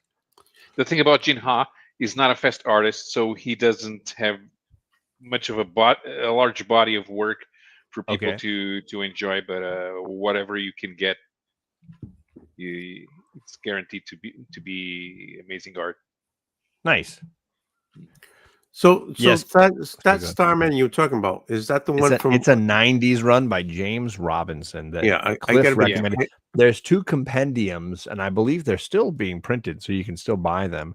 No, I have a large amount of floppies from them. A lot of people do. Yeah, I never read it because a JSA was never my jam, and so I never really read that kind of stuff. I was always kind of like bored. I still am. I'm gonna say I am a JSA hater. Like I get so bored. Yeah, I think my reaction to JSA is probably the same reaction people have to reading X-Men who've never read it. They're just like, I don't understand who these people are. I don't understand the references. I don't understand what's happening. I don't get any of it. Yeah, but you're too young to know the characters. Which means, like, how do you find an entry? There's very few entry points for X-Men people or JSA people. It's very much like a cool kids club, you know. Not at all. I was always a Marvel kid growing up. I rarely read DC until I was an adult. I went right in for the JSA stuff with James Robinson. Okay. And I was aware of some of the connections. In fact, the first JSA story I bought was not a proper JSA story. It was it's kind of an Elseworld, but not really, because it was also by James Robinson with art by Paul Smith. It's The Golden Age. It's been reprinted since there is JSA The Golden Age. Sometimes it has a an Elseworld logo. Sometimes it doesn't, and it starts after World War II ends. It's a JSA story, but it usually uses a lot of the more obscure Golden Age superheroes. So and Starman, that's the challenge I've got is I don't know any of these characters. I don't know what's happening. I don't know enough. So I'm left like I am just lost and the references go way over my head. So right? stop, But I stop didn't have the whining. reference. I didn't have the I didn't know most references. I was going along for the ride. It's a good ride. James Robinson does a great job with the storytelling. Sorry, Tony was pissing me off. Yeah. I'm gonna put you downstairs now. I'm gonna put you downstairs. Stop whining, will you? Jesus so Christ. No, I admit that it's the same response X-Men newbies give me when I'm like, oh, I love X-Men, and they're like, there's no way to read X-Men. There's no entry point. There's no. I got to go all the way back and read Claremont, which is true. giant size X-Men, and which is true. I feel like there's no difference between JSA and X-Men. It's this obscure corner of these comics that expect you to have a fair amount of knowledge going in to really appreciate. Well, but that's how it is on every title that uses a title from years ago. I mean, I think it's niche, and you don't need that for Justice League, and you don't need that for Avengers, and you don't need that for Spider-Man, and you don't need that for Batman or Superman, right? It's specifically a corner of DC and a corner of Marvel that either you're interested in and you pursue it with effort, or you're not and you're just fucking lost when you go over there, right? I think it's different than all those other mainstream titles because there's an expectation of you're going to put in the work to appreciate this. You know what I mean? Because I mean, the JSA is more Golden Age, I guess. It's niche. It's very niche. Yeah. And the same with the X-Men. I can appreciate it from afar and know that it's very niche. And you've got to like want to invest the time to really get something out of it. And it's the same. And I'm not hating it. I'm just saying I don't know that I've ever had the time. And every time I've tried an issue of it, I've always been like, I am fucking lost. Like I have no clue what's happening. It's going right over my head. Well, yeah, there's a bit of an issue on. I admit there's a bit of an issue on when some characters are introduced because they don't debut in the story in which they joined the JSA. Right. Especially even the modern ones. Like there's a new Crimson Avenger in the modern JSA series, and she just comes out of nowhere. And she had debuted somewhere else. Right. But the expectation is that you're invested enough to either ride it out or go seek out the issues that'll fill in the gaps. And it's the same with the X-Men. Like I loved going back and reading things like Grant Morrison's X-Men, but having a ton of background knowledge, it made that read phenomenal to me. It added so much depth and richness to what I was reading. But not having that, I can imagine someone trying to jump into Grant Morrison's new X-Men and being like, this is bizarre and I am lost and I don't get it. I disagree. Grant Morrison's X-Men is easy to jump onto. Uncanny by when it started by Joe Casey was less easy, and then when you have Chicago. Okay, so it was when Morrison started doing started doing the new X-Men, the Uncanny was given to Joe Casey. He lasted for a whole of for like half of a story arc before he quit. And they get Chuck Austin, and Austin turns that thing into The Bold and the Beautiful, and it's all about nurses, a love triangle with a nurse, and somehow She-Hulk has sex with the Juggernaut. Whoa! Now I'm interested. Now you got me. But that story goes absolutely nowhere, and then you have Nightcrawler's father, and that makes even less sense. And so and they gave Claremont a title where all the stories are set in Spain, just so that Salvador LaRocca doesn't have to Google images that he has to draw. Oh, I love this. That's hilarious. But you also don't need to read that one.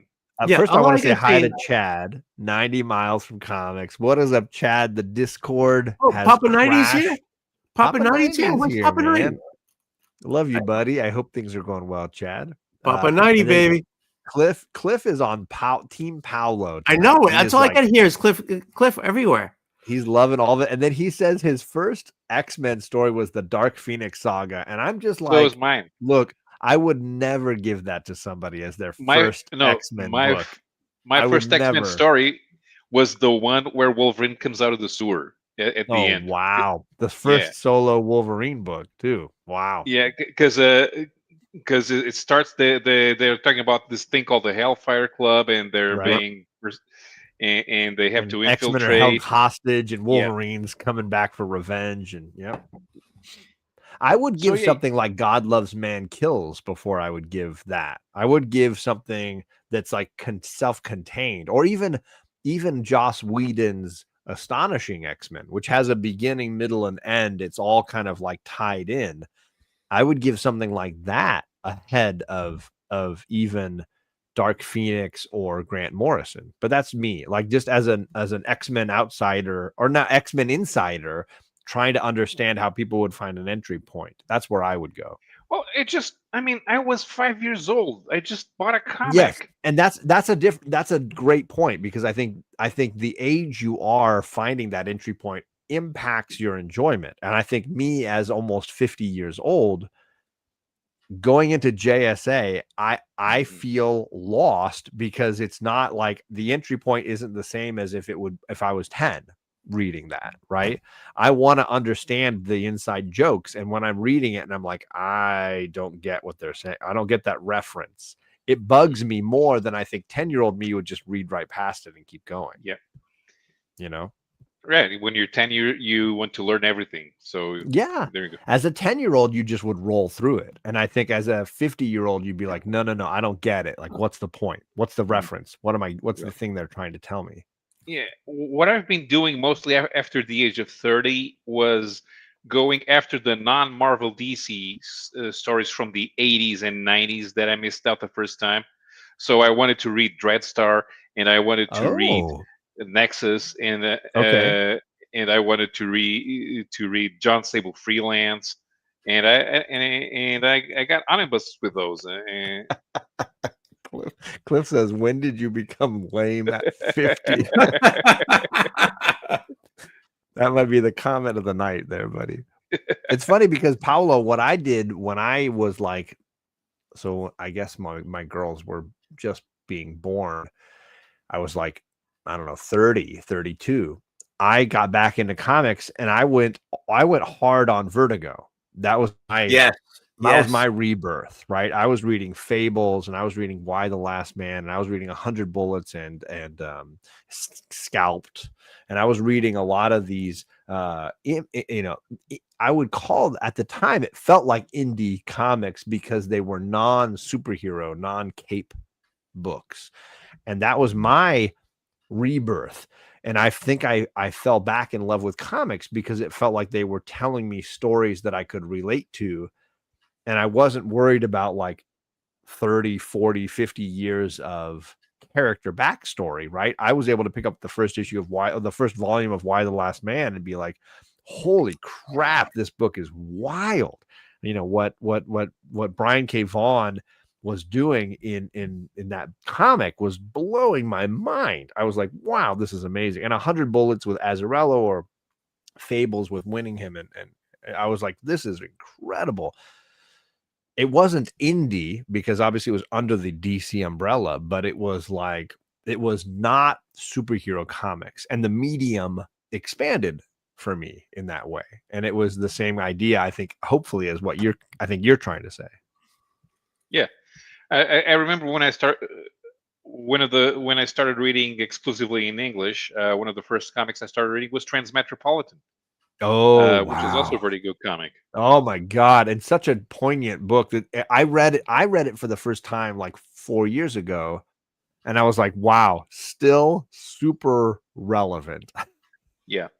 Holy crap. Because as far as science fiction futures go, that one was well researched, and and I think so. The internet was just beginning at the time, and for many people, and I think that Warren Ellis hit it right off the bat when he was imagining how people would live in a digital world. Yeah. Did you ever read? At the same time I was reading that, I was reading. I think it's Brian Wood's DMZ.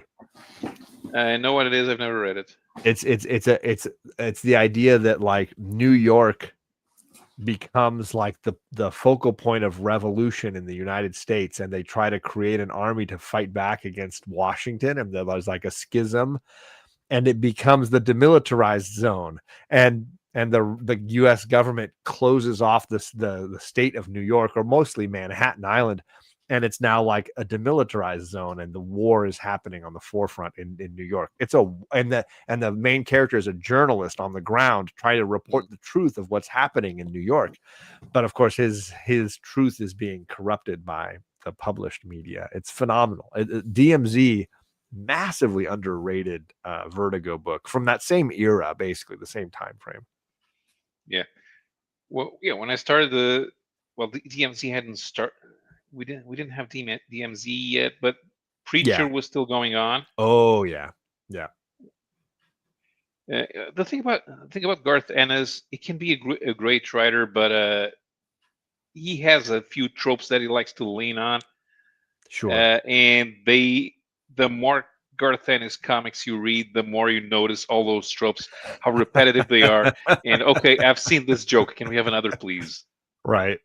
I think because I read Transmetropolitan before his Punisher run, the Punisher run didn't hit the same for me. Yeah. It was kind of like, all right, I don't enjoy this as much. And ultimately, I wanted the Punisher run to look like the covers, but the interior art was so different than the covers. I was like, I'm done with this whole thing. I walked away from all of it.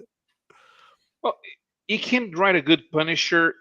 The problem was not so much Ennis. It was the problem was the editors, because it gets to a point when the Marvel editors, we want you to put Marvel superheroes in there, and Garth Ennis is all, I hate Marvel superheroes, and so there's no point in telling him to use Iron Man or Spider-Man or Moon Knight or whatever.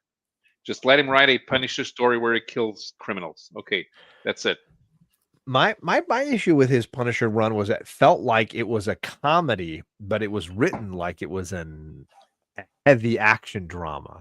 And I was reading it and I'm like, he's shooting a skateboarder for like skateboarding on the roof.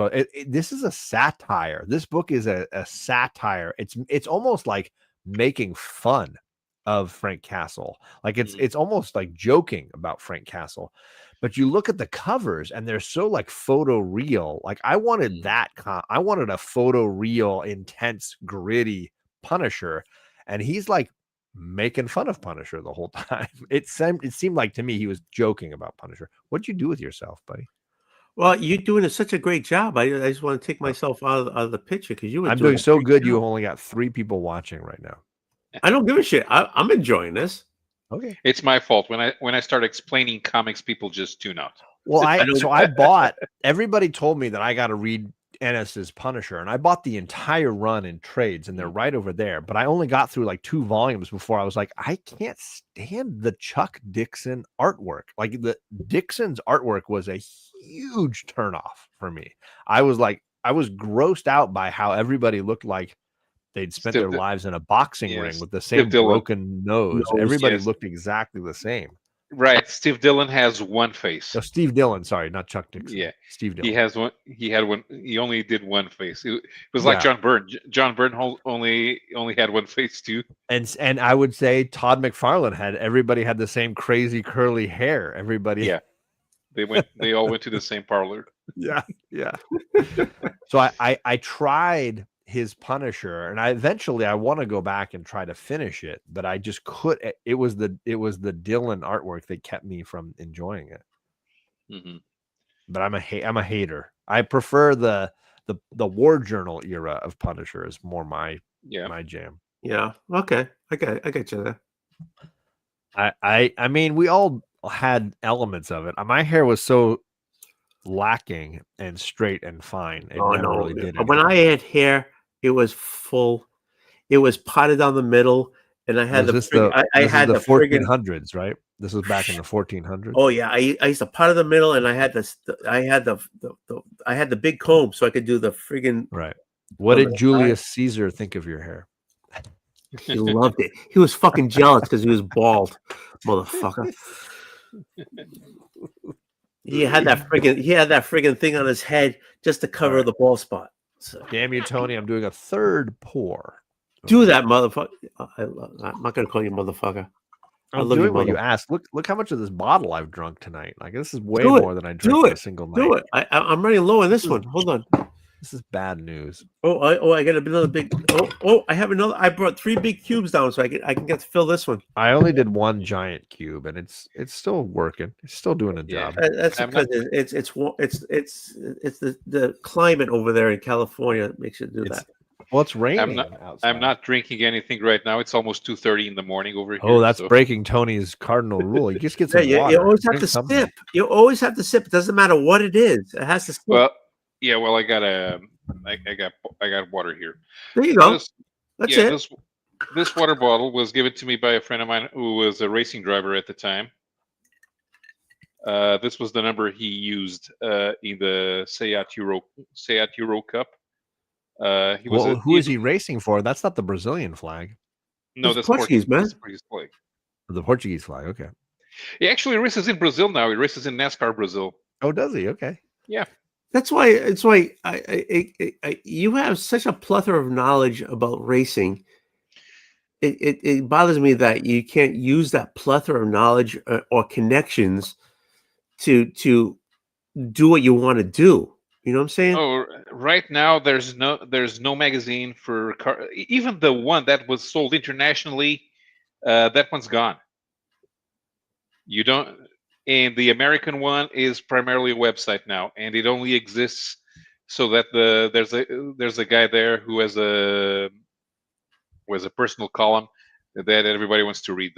It's not for the rest. A lot of projects are one-man projects, so it's not like you can have a full bullpen to. And worst of all, there are a bunch of guys that don't do nothing but copy and paste press releases. Yeah, see, it's like you have a plethora of knowledge. Oh, I said plethora. That's a big word.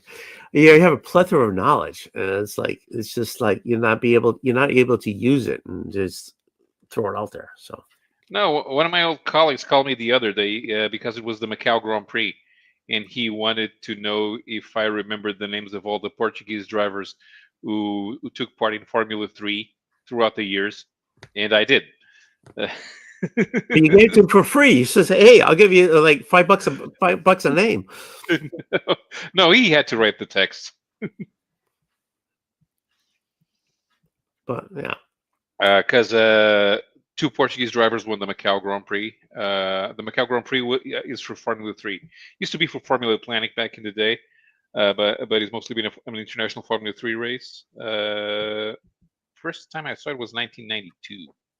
Because Pedro Lamy had just won the German championship, and he went to Macau, but he lost out to Ricard Dreidel, a Swedish driver who was driving in a Japanese F3 at the time, and he was his second Macau, so he knew all the tricks. So in 2 minutes, you just threw a shitload of knowledge that you could have put on paper, and all that Tony knows is this. That's all Tony's got. That's all he's got. All I want to know is why do that again? Do that again. Put that out again. Not that one. Not that. That one. Why does the glass not fill? Because it's a GIF. It just goes back and forth and back and forth, buddy. It's not complicated. Mr. Kaplan. Yeah. That's just Gary should have a straw. How you doing? See, he spells it right. What do you By the way, mean? John, when you heard me talk all of this, say all of this about car racing, that's how normal people feel when they hear us talk about comics. It's fair. That's accurate. Yeah, 100%. Hey, did I tell you guys on Saturday I'm doing a Hot Wings challenge? I don't remember hearing about that, but Cliff, this is the video I'm making. By the way, this is coming soon, Cliff. You can expect that. Cliff, I love you. Cliff, I love you. John, some I point. hate you right now. But anyways, It's all right. I'm here. nobody for that. cares. Okay, nobody cares. It's okay. No, you as long as you provide. I do That's all we provide. care about. I'm finding Well, all you- your little videos you've got here. too Got sexy. all these little. I'm playing with Toadie's video. Yes, I'm working on it. I just want to finish the first compendium before I make the video. I know you Funny care, thing, buddy. the first story with a Starman that I read was the one where it was with the 80s, with the early 80s Starman, not the late 80s Starman. There was the late 80s Starman. Yeah. Was that like a relaunch of the Golden Age character? No. See, you're going to find all of the people called Starman will appear in that Starman series at least once. And there was one. He was an alien called Prince Gavin. He had some stories drawn by Steve Ditko. Okay. But this one was a DC Comics present story drawn by Jim Starlin. So it was this Starman teaming up with Superman, and they were fighting Mongol. And that was so. It's one of the most obscure Starman. Was the and that one was was your starting point. Okay. Yeah. That sounds about right. So, right, John, I need to eat. I'm gonna get some food. What? Okay, wait a minute. Well, yeah. I mean, we've been on over 2 hours. Over 2 hours. The time is right here, my guy. No, all right. So what I want to say is on the Starman, you only have the omnibus, the first volume. I got the 2 compendiums, but I'm going to finish the first and make that video, and then I'll finish the second and do a wrap up video at some point. But that'll happen probably in 2026. Because knowing like the speed I so read, there's 81 issues. those compendiums are massive. They got like 50 issues in each one. Yeah, there was 81 issues for that series. Plus all the annuals and all the tie-ins that they throw in. It's a lot. So you have the miniseries starting the Mist is in there as well. Okay. Because that one doesn't appear in the original trade paperback run, the Mist miniseries. Okay. All right. So I guess we could end it here, right? It's up to you, big guy. You're let's end it here. You're driving the ship, as they say. But you've been driving the ship for the past hour. So we can. So you can keep going if you want to. I mean, it's only what 9:30 your time. It's like it's not crazy late. Yeah, but I'm old. I can eat on stream if you want. Yeah, I love what you eat on stream. What are you gonna eat today? Chicken sandwich. I told you.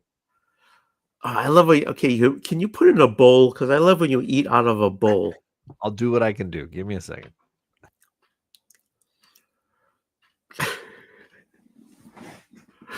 He thinks he controls me. I control him. He's actually going to go and get a bowl and put food in it. Uh-huh. I had what do you call these in English? See in Portuguese, maybe I'll catch it. Ligueirão rice. I didn't catch it. They're like razor. They're like razor shaped clams. Razor shaped like cogs or so what? You have them? You're gonna eat them? No, I had them for dinner earlier. Razor. Oh, wait a minute. So they're long? Yeah, they're long. Yeah, and of course, Well, of course, we take them out of the shell, but right. Yeah. You just mix them with you just cook you just boil the rice, then you add them out of the shell, then you add them to the rice, mix everything, and you eat. Yeah, it's something that fisherman came up with. Yeah, that's not it. I know what you're talking about. I really know what you're talking about. I can't think of the name. Razor clams. Yeah. Razor clams. Yeah. Okay. So the name in English should be grooved razor shell.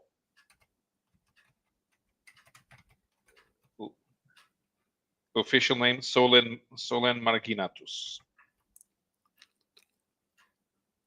There you go. Yeah. Well, Adam, if you got a question, ask Adam. He knows everything. Yeah, we have a lot of weird looking clams and fish that don't exist anywhere else on the planet. So sometimes I have to explain to explain it in a different language. They're not weird because we don't have them here in the States. Doesn't mean they're weird. It's just that you have them there. I mean, when I went to say when I was a kid, I went with my father, and we spent like a month in St. Michael's, and like the beaches were black because it's all the volcanic sand and stuff like that, and like we saw things like it was beautiful. I mean, we drove the cliffs. So at the time they didn't have that's how old I am. They didn't have the highway they have now.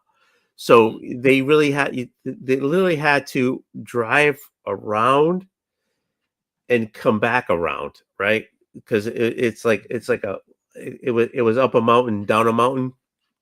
Yeah. And they had the mirrors on the corners so you can see what's coming around. The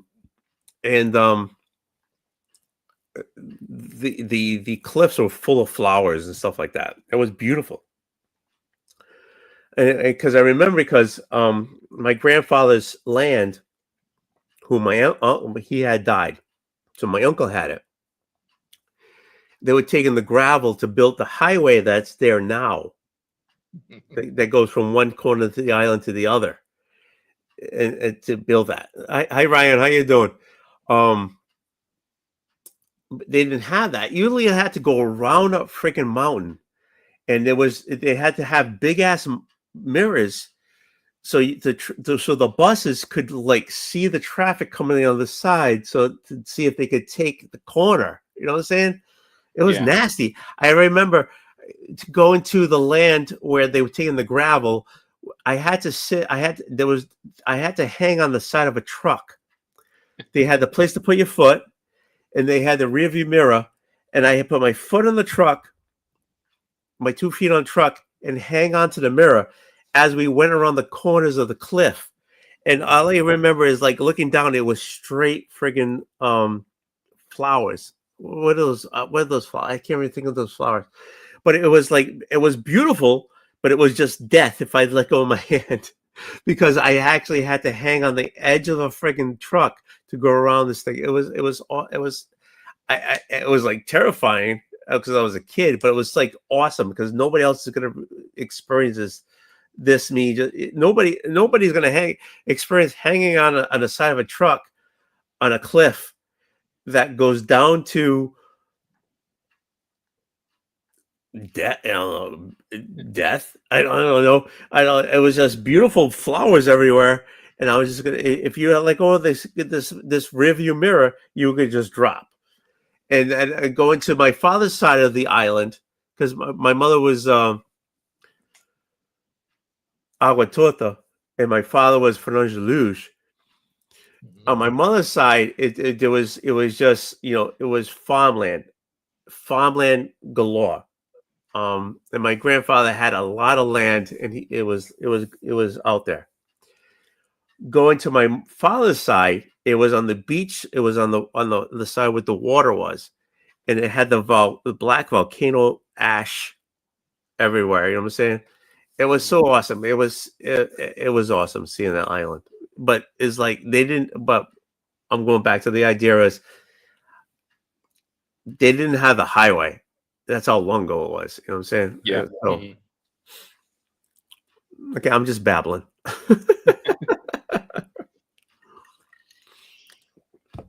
So Ryan is saying, "Hey, how you doing?" Ryan, hop on. Scary. It was scary. It was. I mean, I was about 17.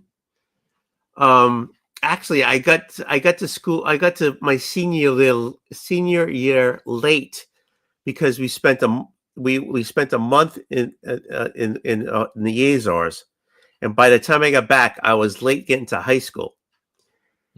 So that's how it was. It was scary. It was, but it was an experience. Yeah, okay, it's scary. Okay, but it was an experience. You're hanging there, and it's just like I'm going to hold on because I'm on the side of a cliff, and it's like, and we're just going around, and then we're coming down. It wasn't a mountain, but just the way the island was shaped, and it was scary. But on the other side, you're like, it's just beautiful. It's just beautiful. And I went to see where my father was, where he was brought up when he was born. It was basically a shack. Mm-hmm. But you go, this is like, my father was brought up in a shack, and the floors were dirt. You know what I'm saying? Basically. And then you go in the backyard, it was the banana trees in there. And then when I went to see my mother's side, and I saw her side of the, how it was there, and I met her family there and everything. And my grandparents on my father's side, they ended up buying another house. And see how that was, and see how they lived and stuff like that. And on the side of that was that my father's uncle, and see how they lived. And they were still making bread in the oven and shit like that. Yeah. You know what I'm saying? It just seeing how it was there. And then they came here, and what they had to do here to give me what I have now. If this behind me wasn't able until the shit my parents had to go through. You know what I'm saying? So, yeah. No, the good thing about going to the old country is that you get to experience the different culinary. Yeah, it's a whole different world over there. You know what I'm saying? And I mean, people like here, they don't know that they're a family. They don't know their past. What took their past to get them to here. I get a little bit of it. You know what I'm saying? And I should learn more. Oh. How you doing? Ha! Hi. How you doing, beautiful? Good. How are you doing? I'm doing great. Thank you. Good. Thanks for the invite. Yeah, of course. How could I not have you on tonight? It is a train wreck. Actually, I just want to let you know, I'm saving money just for you. You are? Yeah. Tell me more. I'm saving money to buy a new 3D printer. Oh, that's cool. So I can print something I wanted to print for you for a long time. Awesome. Well, thank you. Thank you for thinking of me. Yeah. So maybe Santa will hear that and help you out a little bit. Well, it'll have to be after Santa, because I'm hoping Santa gives me extra money so I can put towards yeah. I tell my wife, I don't want anything. Just give me money. I don't want anything. Yeah. Just give me money. I hear you. Yeah. So just because I want something on that back wall. I'll even send you the command strips so you can throw in that back wall. Okay. I have two things to say. Back wall is coming regardless, because I said when I hit the 1K, I would put something on the back wall. But at that same time, there is something on the back wall right now. A shadow. Well, besides the shadow. Where? I will explain that, and everyone is going to feel like the silliest goose on YouTube when I do it. Okay, so either you painted the wall, because right now there's nothing behind you. I don't know about that. If it's on the floor, it's not on the wall. No, it's not. It's not on the floor. It's on the wall. Where? Well, I'll just explain it. I mean, I know that you're looking for something like I'm just like you want to see something colorful. Oops, I'm blurry. You want to see something colorful like that on the wall. Yeah, exactly. Yeah. So. Which is awesome. Yeah. You would probably even settle for a bag of my roasted whole cashews. As long as it was on the wall. Yeah. Ja. Yep. I got playing cards I could put on the wall. So what's on the wall? Go. I have to save this. I have to save this for a bigger announcement of what is currently on the wall. Put it in my Instagram, so just so I know, because that's not good. You're making me like, ugh. If I had hair, I'd pull it out right now. So how are you boys doing? I mean, I got to pee right now, but I don't want to leave. Oh, John's here, so I can pee now. Oh, see what happens when you leave? Ryan comes. That doesn't sound Gotta have right. some quality here. What do you get? Wait. What, are those cards? Those are playing cards, yeah. Oh, John, you're not fast enough, John.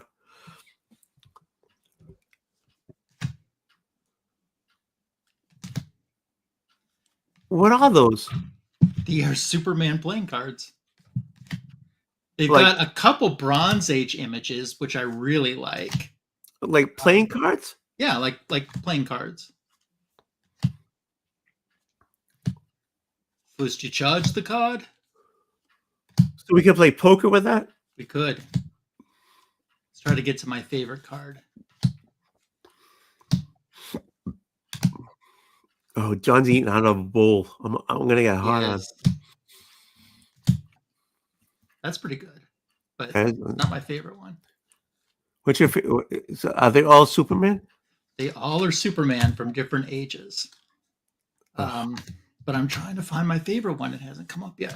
What the hell is it? You know, I do like this one, but that's not my favorite one. Okay. Then don't do that to me. Just show me your favorite one.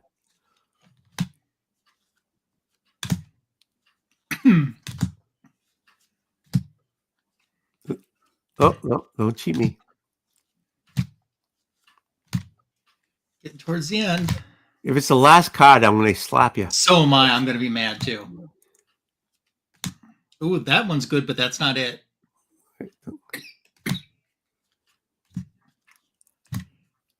That's not it. That's going to not be the last freaking card. I'm going to slap you. Here it is. All right, bring it closer to the camera so we can see it. Why is that your favorite? Big Bronze Age goodness from a Justice League cover. Nice.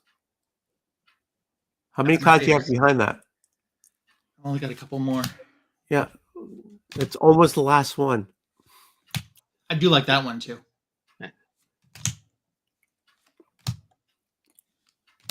Ooh, So that one's nice. How did you get How did you find these cards? One of my coworkers gave them to me. Oh, sweet. Ah, there you go. What are you doing this for? Just waving. Oh, how you doing? Yeah. John, what are you eating? You put it in a bowl just for me, didn't you? Didn't you? I got chicken sandwich and a salad. Ah, tell Becky I love her. She put something in a bowl just for me. Okay, I'll be right back. Keep John talking. Yeah, I had seafood for dinner today. So. You did? What did I have at dinner? What did I have at dinner? I didn't have dinner. I haven't eaten since. I have a Coringa chocolate bar from Brazil. Nice. That's not dinner. I haven't eaten since breakfast. Maybe I should eat something. Okay, but John, keep it going because I'll be right back. Yeah, John, keep it going. Ryan's running the show now. What are you talking about? I'm just showing things. Whatever's within arm's reach, I'm just showing. Yeah. More cards? I don't exactly. I haven't opened this yet, but where else do you get Superman and Daphne? No, that's Velma. Sorry, Velma. Yeah. Mm-hmm. Creepers. I got my Velma and my Daphne mixed up. I think there's dice, cards, and something else in there. I don't know.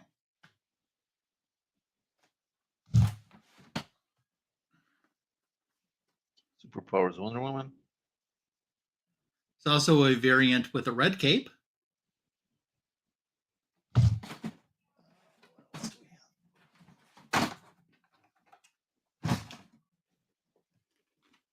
My STPP. Nice. My Steve Trevor Page puncher. Boy, Justin Birch right now is like, I have tuned into some quality programming. We got Bueller in here as well. Hope you're having a good night. So we got Jag in here. Aggressively Relaxing Vacuum Cleaner is in here. My Oreo white fudge covers are in here. Was that also part of your dinner? That was the end of the dinner. Want to see a Christmas present I'm giving someone? Because I know that they're not watching. Cool. Let's see it. Go. Ooh. That is a Christmas present for someone. Is that for Metarog? No. Metarog deserves that $9.15 million Superman comic book. That's what he deserves. Yeah, I saw that. Are you saying they're not watching because I suck? Nope, they're not watching because they don't watch me on YouTube. Oh, John, you're sleeping at the freaking thing. Who doesn't watch you on YouTube? Your ungrateful family members, Ryan? Is that what it is? Cliff, I miss you. Did you escape the wedding? Oh my God, you people do not understand. What? The wedding is on Saturday. So We got back here today, and John should know this because I DM'd him. Okay, Mr. Comics Sans children now with friends. Bastard. He traded his children for friends. So where were you? So where were you through all this time when you? Oh, Bueller was on, but where were you all this time when you were on the chat? Hi Bueller, Travis, we love you. In my sister's house, and I locked my keys in my car. So I had to wait for AAA to show up, and it's a whole fucking thing. Hi. Oh God, I didn't know that. I apologize. Yeah, and again, if John read his DMs like an adult, this would have been. So it's not on me. It's on him. You motherfucker. You motherfucker, John. No, it's not on me. You made me feel it was on me. It's on you, you son of a bitch. No, I can't say that. I love your mother. That's fair. It's all fair. It's all fair. Cliff, I love you. How you doing? I love you too. I'm an emotional wreck. How do I look? You look great. You look on point. I wish I could give you the hug that you deserve. I deserve many hugs. Yes. Cliff, I love you too. Oh my God, I love you. You are huggable, Cliff. Oh, he is. He is. He is. And Paolo, I love you too. And it doesn't have to get physical if you don't want it to. And well, we are separated by an ocean. Could you not remind me? Every time somebody says that to me, I feel personally hurt. Justin, how you doing? When Elon told me that he's so lucky that we're separated by an ocean, it felt like he said he was happy that 13 oceans separated us, right? He was happy that Neptune and the 7 seas kept us apart. It wounded me in my soul. Cliff, do you want me to do the 5-hour drive to you so I can give you a hug? Is that a dead man that he's holding up? It is. Where? Yeah, that's my thing, man. That's my thing. Remember, I'm on a phone. I can't see nothing. Just with my button. Close proximity. I have this dream that someday Cliff will hug me, and he'll hug me so tight he'll swing me around, and with my legs I will knock down other people in the convention. Well, we won't knock down other people, but I will swing you around. Your legs will kick. How tall are you? I'm 6 on the dot. 6 foot. Okay, I can lift you. But I wanted to knock down other people. He lifted me. Well, you know what? As long as we hug in front of some booth run by some kind of cockmonger fascist, I'll be happy to swing you around. Otto will never be the same. Otto will never be the same. Otto will never. At least he's not a cockmonger fascist. He just has dinner with them. So Ryan, if he ever hugs you, you have to grab his cheek. Brian, don't listen to Oldwolf. It could be as gay or as non-gay as you want it to be. When with Tony, it got real weird, real physical, real fast. And yes, it happened in front of 3 Men in the Basement. And I don't remember what happened first, but he's grabbing my ass, he's kissing my neck, I'm kissing his neck, I'm grabbing his ass. Then I can almost feel him fingering me, then I'm almost fingering him, and then I whisper in his ear. I was like, I've never lost a gay chicken, right? And then we finally release, and there's Otto standing there like, oh my God, my eyes are burning. Well, that was a visual. Oh, it was wonderful. It was wonderful. How's your super hot friend from Brazil, Ryan? He's mad. Oh, is he? He is so pissed off right now. Why? Because he went to send me a Christmas present like yesterday, and the United States won't allow mail in from Brazil right now. Are you serious? He is pissed. This country sucks. He is pissed. I got a typed paragraph like this of how pissed he was. Well, like it's only been like a year or two since they booted out their own fascism. So like, he should understand. He was pissed. So other than that, I think he's good. Oh, that's good. By the way, I like how I said your sexy Brazilian friend, and there was like no question about who I'm talking No, I know. I only have. Well, this reminds me of this story. Okay.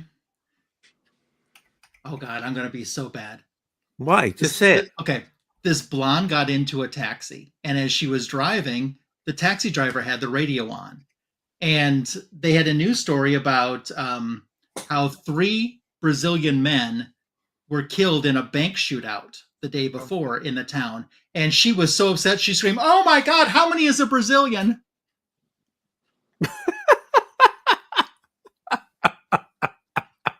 That's not real. Of course it's not real, but that's cute for dumb blonde jokes. I appreciate it. Yeah. John and I will have to add that to our list of fantasy comic book projects we never finish.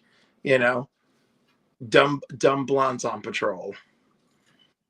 This week, that Storm guy and that Wonder Woman guy present Jenny Frison, and he's going to show it. Oh, hold on. If he's going to show it, let me pull him out. My only problem is I do not like what Jenny Frison did with Storm's face. I don't like the face. That's exactly what I'm saying. I don't like the face. You don't like the face either, John? Nope. It is just something. I don't mind the face. I don't like the face. They are wrong. It's gorgeous. Gorgeous. Perfect, except no flaws, no notes. I don't like the face. Really? That's the only reason I pick it up. I didn't like the faces. The thing is, but the cheeks are wrong. Storm's face, that's not cheeks. So there's no cheeks. Exactly. There's cheeks there. She's got a jaw. What the hell is that? What the hell is? Just get an old Bern Claremont X-Men and copy Storm's face. It's not that hard. Jenny has been delivering so many high quality, beautiful covers. Her miss ratio is 0.01%, right? So I'll forgive her, but I'm not buying that issue. And instead, I bought Jim Chung's Wonder Woman and Captain America, which I think is gorgeous. I have a signed print of that. You have a signed print of it, and I am not going to be jealous whatsoever. Yes, you are. Shut up. It's just a little bit beyond hand reach, but it's there. Listen, I saw all the magical Wonder Woman things that you've acquired over 2025, and if I haven't found your home and robbed you already, yeah, I'm safe. Yeah, you're safe. That's why he has nothing on his wall, so you can't find out where he is. No, that's how you know they have the good shit. You can't see anything. Yeah, when they're not showing anything, there's a reason why. Right. Yeah, I have shit. I just have shit. Must be phenomenal because I've never seen anything but a couch. Yeah, I have nothing. I have shit. That's all I have. I just have shit. I do have a bunch of sauces right there. Yes, for the event that I keep not hearing about. Okay. Yeah, I'm pushing it because nobody watches it. I want people to watch it. God damn it, Tony, you got to learn how to advertise. You know, advertise. Fuck me, fuck you. So yeah, I don't know how to advertise. This isn't 3 Men in the Basement. Stop it, Tony. No, you have to hire a Japanese actor from the 80s with a samurai sword and have him do one of those old Japanese commercials. I have no budget. I can't do that. I have no budget. So, John, did I tell you I'm going to be replacing the name Bussy Buster on my show?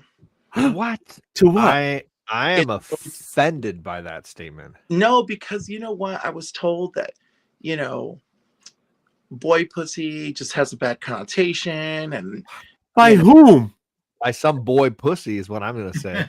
Oh, probably. But the point is, I thought the appropriate double entendre would, to replace that segment, the name of the segment that is, would be Shelf Pleasure.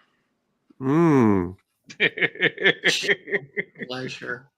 I do like that. That is pretty cute. I'll be polite. Can't we have both? I will let it sit for a little bit before I have an emotional reaction to that change, because I'll tell you the instant response is not a positive one. But I'm a fan of the Bushy Buster segment. It's very clever. Self pleasure is clever. Maybe I'll poll my audience and be like, "Yo, what are we doing?" Hey, Why can't we have both? I'm a comic collector. I don't like change. You should know that. I endorse the use of shelf pleasure. Tony, you have your hand up. Here's Cliff. What are we doing? Okay, Cliff, you have tested positive on international audiences. Please use shelf pleasure. Okay, let's do Tony. Cliff, when are we doing Cliff and cocktails together? I don't know. Haven't we already? No, we haven't. This is the Marvel. This is the cross team up, the crossover that we've always wanted. John has never asked me to go on his show and talk about I don't want you on my shows. Nobody wants me on their shows. Why don't anybody want me on their shows? I think I'm a wonderful guest. You had a man on one of your shows going on about, oh, you can't say anything without being called a Nazi. So I think it's safe to have Tony on. Let's be fair. Let's be fair. You didn't invite that person. That was not my. Yeah, that moment. That left me a little wrecked. I swear to God, I cried straight to Cliff. I did the playback just to watch your white face turn translucent. Which guy was this? Which guy was this? Just go watch Omni X-Men. The last time I hosted, was it a time ago? You could see that moment when I was like, "Oh shit!" So yeah, we just went there. We went there on the X-Men show. I don't know I don't know how well I kept. I'm told that I'm losing the ability to keep like my face from reacting. I'm losing that ability. I used to be really good about it, but apparently I'm losing that skill as I'm getting older. No. Like, I mean, but it's only because like I've spent enough time with you, getting to know you. Like, I don't think it was super noticeable, but like I was like, ooh, John's face is almost translucent. This is great. I'm giving it away. My brothers used to tease me that I could get like the crappiest Christmas present and still pull off this reaction of like over enthusiastic joy, that I was somehow able to like mask the response of like a Yoda poster. That is amazing. I'm excited to put that on the wall. Yeah. Whatever. It's like my ability to mask has now made it impossible. He's not saying why I can't be on his show. It made it impossible for people to realize like when I'm actually like not doing well. Well, that's a life skill, I think, Cliff, because it does come in handy. But yes, I agree, it can be abused to an extent that your own mental health can be. So Tony, the reason you haven't been on any of John's shows is because he's a bit slow and you got to stay in his DMs annoying him. So just stay on it. No, I think because I think John is trying to go out there and get other people onto his show that would not, like people would not know. All right, Tony, I do not have the emotional bandwidth for this bullshit. Stay on top of him to be on his fucking show. Stop thinking that people don't love you or don't want you, okay? Because that's the shit that kept me in the goddamn closet and kept me from living my life. And I barely have a life to live these fucking days. But here, fuck you. Okay, Cliff, shut the fuck up, motherfucker. You have a life. You know what, Tony? I have a life. How about, do you want to send me $3,520 for my car for my car? That if I could afford $3,500, I would send it to you, motherfucker. And that's great. Thanks, Jill. I love you. Okay, I would. If I could afford that, I would send it to you. Okay, that was Tony's way of saying thoughts and prayers. Okay, John, you can put me away all the time. You do not invite me on your show, and I want to go on to fucking Cliff and Comment. I want to go on Cliff Cocktails and actually drink cocktails with you. Stop. Ryan is trying to talk, Tony. Ryan, you have your hand. Reach out and touch somebody's hand. Make this world a better place. I love you, Brian. Shut up, Brian. I love you. So Cliff, I want to actually go on your channel and actually drink cocktails with you. Okay, right. We'll do Christmas cocktails, but my Christmas special will be with okay. Like and John does not invite me onto his fucking channels because he knows I would be there and I would be the best fucking guest he has. Jeez. Because anytime on everybody's show, I'm the best fucking. Wolfie, you are my MVP. Exactly. Fuck. Oh, Ryan, that's so nice of you to say. Although I know the truth is that I am. And all right. If you're more than an MVP, I'm the second best kid to Cliff because Cliff like slams every time.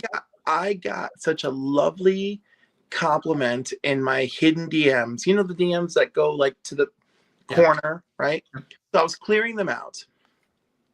And this gentleman is like, hey, I've seen you,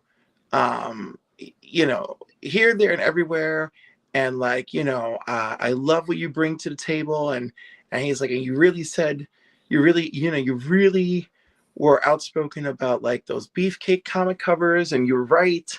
And he's like, like my wife and I, like we're totally on board and my brother-in-law is gay and blah, blah, blah. But I just want you to know, like, just keep doing what you're doing, and awesome. And it was just so sweet. Yeah.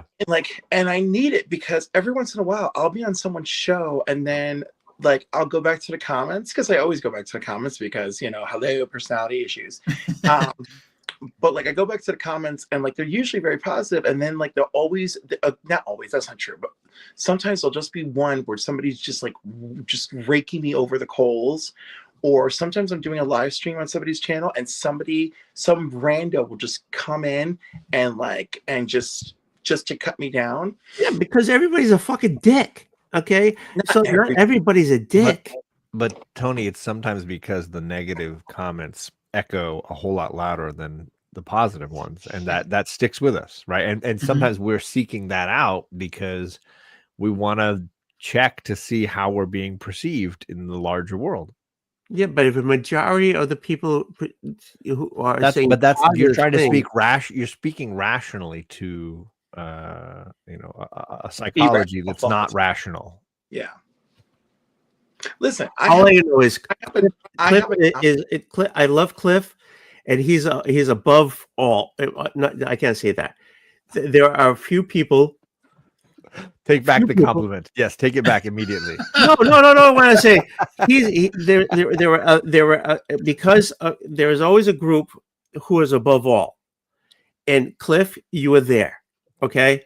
And if you have 9 people saying positive things, you can't let that 10th person take you down. But because I think what Cliff was, and I'm not speaking. I know. I'm not speaking for Cliff.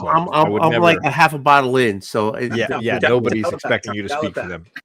What I got from Cliff's comment was that sometimes there's that ray of sunshine that hits right at the moment when you need it, where you don't maybe realize what you're looking for when you're going through those comments or you're going through those video results, and you have somebody whose name you don't recognize, whose name you don't know, because obviously you're getting that feedback from the Paulos and the Magic Lassos and the Oldwolfs that you rely on and that are feeding you day to day. But occasionally you get that one, positive or negative, but ideally positive, that you're like, wow, I didn't know I was looking for that, and it left a mark. It left an impact greater than just that one. Yeah, because it means I think it means that you're growing. Yeah, and no, because it's really nice when you get the rando, and you're like, oh my gosh, and actually something I didn't know the other day. I was on Kingdom of Nerds, and he's got Nerdy Geek on most of his shows. And Nerdy Geek is like, I don't know if you remember that. Like, I wrote to you after I spoke to such and such an artist with my wife at a convention, and like you told me to just go for it. And I was like, oh my God, that was you. And I was like, yes, I absolutely remember that, because of course I remember the whole story with the artist and him, the artist only speaking Spanish and Italian, and my friend and his wife spoke Spanish and got the ball rolling. Or Nerdy Geek and his wife spoke Spanish and got the ball rolling. And I was like, so I remember that whole story. And and he was like, oh my God, you were so encouraging. And that was so wonderful. And that just made me feel so great that here's this person who I've been seeing show up on my friend's channel week after week. And it was like, oh yeah, that exchange we had like influenced me to jump out here and do this. No, I'm good about responding to my comments on my channel, but I tend to be like 2 weeks behind. Like, I'll go back and I'll just scrub and respond to and every once in a while, Cliff, I'll find one that I'm like, I don't know this person, but that hit at the moment that I needed it to hit. And it's like, oh, that means a lot. Not that the Ryan, Tony, or Paolo comments don't hit, but I'm feeding off those on the regular. And that's why I'm, calling Ryan on the way home, or I'm talking to Cliff about an idea that I've got. But that out of nowhere feedback is just it's an incredible reward. I just want to apologize. I don't get enough feedback like you guys do to. I try to hit that thumbs down for you every time. Is that not? And I know, and I appreciate that. That still gives me back. Tony, but I don't get the amount of feedback or comments, positive, negative, like you guys do. So that makes me out of touch. Perhaps, but Tony, you also you don't go like guns blazing for the comments either, But Tony, you're doing something that I don't get. You're hosting a show right now and you have 4 guests on it. You do this show consistently, have multiple guests every time. That's validation right there that you can do that. Yeah, and I appreciate that. Believe me, there are an equal number of people watching as are on the panel, which is good for you. That's a nice number. Okay, yeah. Okay. If I have one person on there, I'm happy. Okay, so let's get real. Okay, and I appreciate everybody in the chat, and I appreciate everybody who shows up on this channel, because there's times that nobody shows up, and there's times when you guys show up, and I appreciate that, and I'll tell you that. And when we go off site, I'm gonna say I love you guys, which I do, and everything. So I appreciate it all. But you guys have multiple, and so I seem out of touch. What Cliff? I apologize if I seem out of touch with you and everything like that, because I don't see that other side. I mean, I get minimal comments, I get minimal views and stuff like that. So so when Cliff says like 9 people says positive and that one person says negative, I'm gonna say, hey, go with the positive. I don't go with the negative. And I don't think that's what Cliff is saying. I know, but I'm just saying. Usually the 9 comments are enough, and that feeds him. But occasionally, when we're in that self-loathing cycle, or we're in that doubting cycle, one negative comment echoes. But I don't get. But let's get serious. I'm sorry, Cliff. I'm not. Won't even let me finish the thought. Just go. But let me mansplain again. You right. I think you're right. You're kind of mansplaining. I'm like, I'm the one with the issue, and I'm the one with the feelings, and I'm the one with the commentary. I know enough about my behavior, my own behavioral health, to take the good 9 comments and use that to feed me and reconstruct my internal dialogue. Number 1. So don't worry about that. Okay. The number 1 damage to my fragile psyche is my family. Number 2. Number 2, what this is actually about is when I expose myself to different fields of YouTube and how I feel about getting those reactions. And particularly, I don't like that they're flybys, but that the flybys target me or a friend, right? So like when I did the Lady Death episode, right? Someone in the Australian audience from the multi-stream came in towards the end and said some nasty comment about don't do drag face. No, don't do trans face, do black face. Right? No. And my guest, one of my guests who's non-binary, I don't know if they caught the comment or not, but before they tapped out, I assume they saw the comment because as they tapped out, they were like, I remember trans lives matter. And then they just bounced, right? So like, occasionally I get stuff like that, but it's always when there's like, and I'm outside of my proverbial bubble, right? Well, your safe space, right? Because that's ultimately what we all create.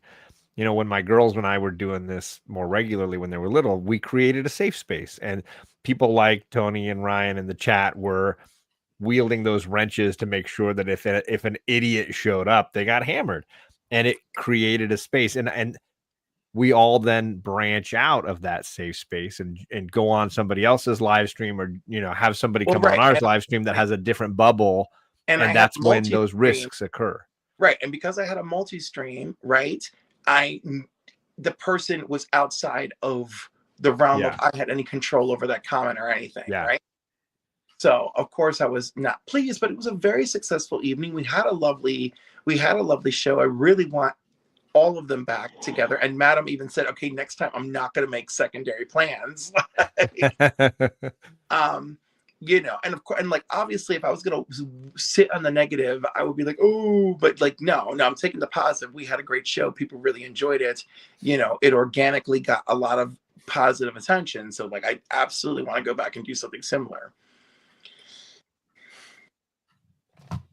So Matt is in the audience, the boy who had 7. Hey. And as Cliff was talking, I just started to think to myself, boy, Cliff would be good on comic gories. Cliff hasn't experienced comic gories, and Cliff would be amazing on comic gories. Comic gories where I actually have to. Yes, I'm the last winner on comic gories. So I will say, Cliff, one of the most winningest, if that's a word, players of the comic gories game just basically would bring a short box and just go within that and just play with that one short box. He would cull a bunch of books from his collection, boil it down to one short box, and just be like, hey, ride or die. These are the books I'm playing with, and then I'm gonna sell it. I'm just gonna sell it and be that.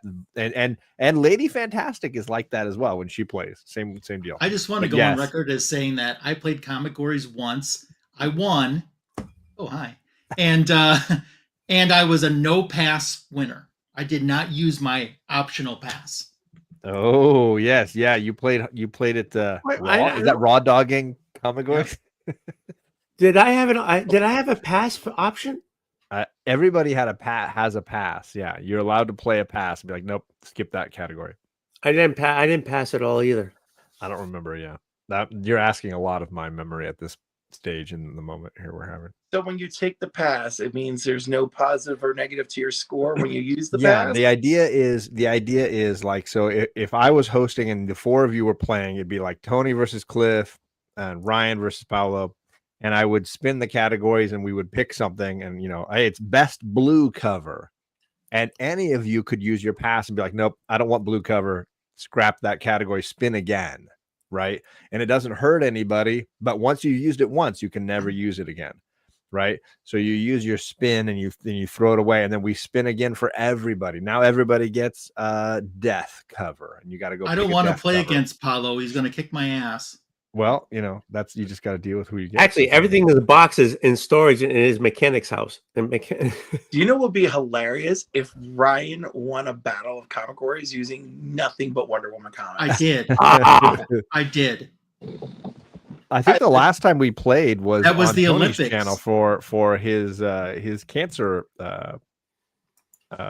charity. So shit. we did, and Wow, John, can you remember? It was me against Peter Parker, Spectacular What Spider-Man. the hell? There was the Flash. I'm ignoring that. Yeah, and then I can't remember the other title that was used. What are we ignoring? Did somebody say something stupid? yeah, we got a bot in the chat, but it looks like Daymares was on it. Daymares beat me. I was jumping in the chat, and Daymares beat me to it. Daymares bot. Thank you. I haven't seen a bot in a while. Yeah. The Daymares was dropping the hammer. I'm gonna bounce. It's way past 3 a.m. here. Okay. Oh my God. Good to see you, Paulo. Adios, Paulo. So, Hi, see you Paul. later. Thank you very much, Paulo. man. I appreciate Bye. you. Thank you.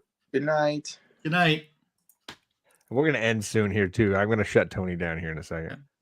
Yeah, let me get rid of these this Green Wizard coaster. He's already been hit. I told you. He's been timed out for 86,000 seconds by Thank you. Daymares. But they're still on my side. I still see them. I don't want to Well, see that's them. because you're looking at StreamYard. You're not looking at YouTube. Well, no, like, give me a break. I'm trying to get rid of all these freaking. I don't like seeing them, so I'm getting rid of them. He's still alive and kicking. And if you missed it last Saturday, I actually interviewed Not Near Mint. We had a great chat last Saturday. It was very entertaining. I miss Matt.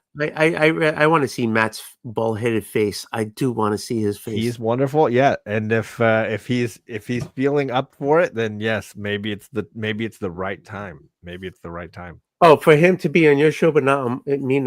I've already had him on my. He was the very first guest. I'm not on your show. I honestly, Cliff is due here soon. Where Old are Wolf, all the you got to comments? wait in the wings. I got a I monthly. want to be on Lasso Cliff's show. I don't want to be on your show. If we don't play on a Sunday, I want to be on Magic's show, Ryan's show. I was like, sorry. You did a good job on my show when you were on. I'd have you back anytime. Stop lying, Ryan. No. Wait a minute. John was giving me crap because I kept talking so much on your show. No, I thought you did fine. John was telling me to shut up on your show. I tell him to shut up on most shows. Yeah, that's true. Oh, right. How you doing? Hey, everyone. And I Rob. just wanted to say hi to Matt and remind everybody, don't forget, there's the great Hot Wing Challenge coming up this Saturday. Do check that out. Where is it going to be? In case, you haven't been pimping it. It's going to be on Oldwolf's channel. Oldwolf 65, 8 o'clock Eastern time. Thank you very much, because I pointed and nobody caught on that I was trying to John. It's your own channel, buddy. You got control here. No, you don't. You can't control my channel. Tony, there are people who are blind and deaf and mute who caught on. Okay. Awesome. Good. He can point at it. Look, it's that giant black box. You want me to? Okay, I'll show you. Hold on. I love his wife's chair. That's what I'm saying. His wife is the best part of that household. You got to know. She kicks my ass every year. Okay, look. Hopefully I won't drop the bottles. Wow. Please don't. There you go. Careful, buddy. It's all glass. Be careful. I know. I can't afford it. I won't be able to get it for tomorrow if I break. Oh, not Saturday. The Scovilles in your hand would ruin a toilet in any household. What? Scovilles, the rankings of how hot things are is a Scoville. Yes, the Scovilles. Okay, yes. Yeah. So hot it would burn through the floor like an alien's blood. Yes. Tony, but I just want you to not the same color. Tony, but anyways, when you do it, make notes on which one would taste best on my nipples. Oh my god! Okay. Anything before 8 would taste best on your nipples. All right, good. But the thing is, when they hurt your nipples, though. It's from the show Hot Ones that you can catch on YouTube and elsewhere. That's the newest series. Series 28. So Tony buys the set every season and then gets together with his friends and they taste test them live on YouTube with disastrous, exciting, entertaining results. Oh yeah, they suck. Okay. Between the first row and the second row, there's an intermission where a special guest comes out each year and sings Donna Summer's hot stuff. That does not happen. But they do go live this Saturday at 8:00 Eastern time. And you'll see at least one person run to the sink. And yes, there's multiple cameras. I'm going to actually make my camera. I have a second camera because I pay extra for from that. the sink. Right. If you go back, actually, Tony's got them all on the YouTube. You can go back and watch previous seasons to like psych yourself up for what this is going to be. Yes, please watch them. But then the benefit is you can watch There's- live. Hit that notification bell Saturday. I think Matt, it'll be about 6:00 your time. I need watch hours. Watch the first 5 years. This is their playlist. Did you make a They're playlist? good. They're fun to watch. I watched one, and Tony leaves the room. Yes, and he's gone for like 20 minutes. That's when I throw up. That's when I throw up the milk. balcony. And then he comes back pacing. Yeah. And then he disappears again. That's and when he goes to the toilet. And then he's like on the couch. Yeah. You know? Yeah, and he like, nearly died that year. Yeah, no, it's so It was a good. It was one of the. That year I ate a quart of ice cream and I was drinking out of a gallon jug. They went with ice cream as the thing to calm the palate that year. It was just not a good. So I went over to my friend's deck because I threw up dairy all over his grass. So Tony, one of my friends who enjoys these spicy hot proclivities, he suggested sourdough balls. Okay. Sourdough balls? Yep, as the palate cleanser, sourdough balls. Where would I get sourdough balls from? Well, make a sourdough or buy a sourdough loaf and carve the interior. So if I raw dough? So wait a minute, I have a whole loaf upstairs. So if I eat sourdough, it would help the interior, yeah. Because this year I was going to try to use honey to honey he also suggested as well. So I'm gonna bring a whole loaf of sourdough and honey, and I think he suggested whole milk and heavy cream. I didn't tell my wife, but I think I'm gonna go and buy a thing of sour cream. But wait, don't do the sour cream. Don't do the sour cream. No. No, my friend was very cautious about the milk. He says it can work, but sometimes it doesn't. It doesn't. Right. So his current thing, his current top two, it was the honey and sourdough balls. That's what I'm doing. The sourdough ball sounds like. Are you saying raw dough, or are you saying like a ball, like a smushed up ball in the middle of the sourdough loaf? Yes. Okay. Just one clarification, because I don't know what Tony's gonna do if we don't get clarification. Apparently, the bakery the bougie bakery in his area make a bag of they make sourdough balls galore, and they sell bags. All right. Okay, so the loaf I have upstairs, I'm gonna bring with the honey. Yeah, and I'm gonna say Cliff told me to do sourdough and honey. Nobody demanded you do any of this. I just want that to be clear. We're just trying to help you with the choice you've chosen. That's right. That's why I'm going to say Cliff told me. Minimize the damage. There it is. Robert. I enjoyed hearing Tony say sourdough balls as much as I enjoy him saying Dolly Parton. Sourdough and Dolly Parton. Yes, Dolly Parton. Eating. Oh, yeah. Yeah, Dolly Parton. Yeah, Dolly Parton. You know that Dolly will always love you when I want to eat some sourdough balls with Dolly Parton. Dolly Parton. Dolly Parton. Wait, that's how you're supposed to say it, isn't it? I'm leaving the stream. Okay. Tony, are we ending the stream or are you leaving the Yeah, stream? okay, wait a minute. Stay up. Well, we haven't even said anything to Rob. No. Rob just put something up. Hold on. I have a lot of things. Whip it out. We You have got 2 1 minutes. minute We got 2 minutes.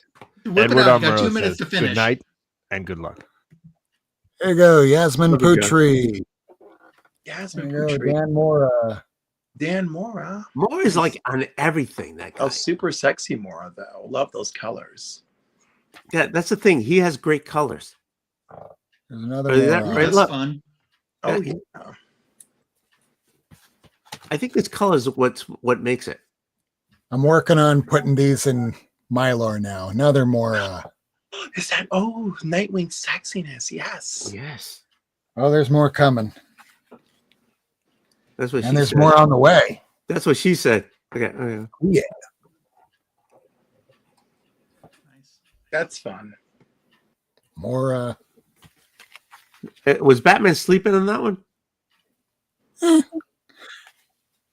he's more upset that Robin / Nightwing took over the wheel of the Batmobile. That rhymed.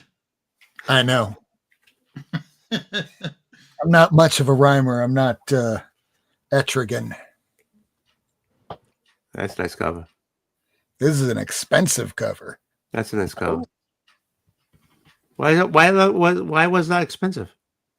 This one is 2 coming up because not a lot of people ordered the B, C covers. So most shops usually order just the A cover of things because that's what most people order. So you had to order FOC and not everybody did. So some of these are like $100, $200 books now.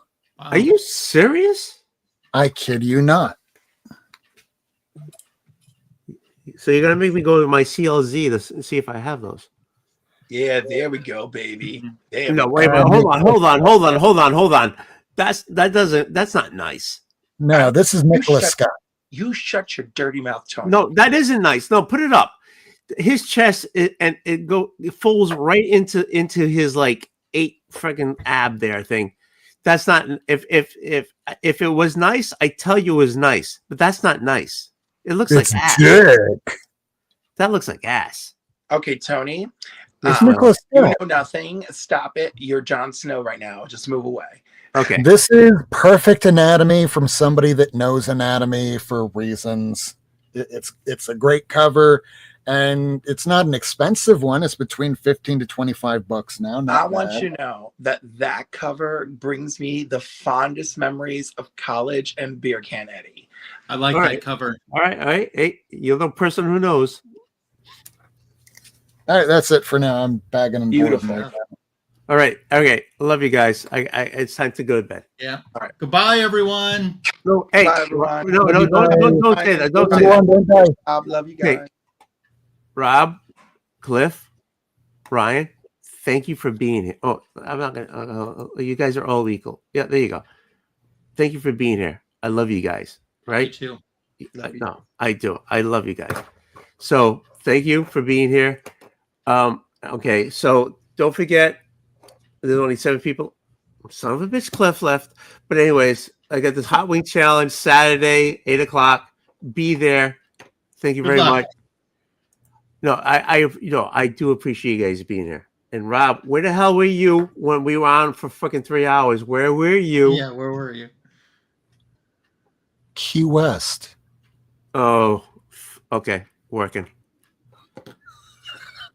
Not something on purpose. This was wake up at 3:00 in the morning, be on the road by 4. We're all for like 5 minutes of actual labor. That's And what I then said. That's 4 what I hours said. back. Working. I know how we've been through this over and over again about Key West. When you say Key West, I know it was a bitch.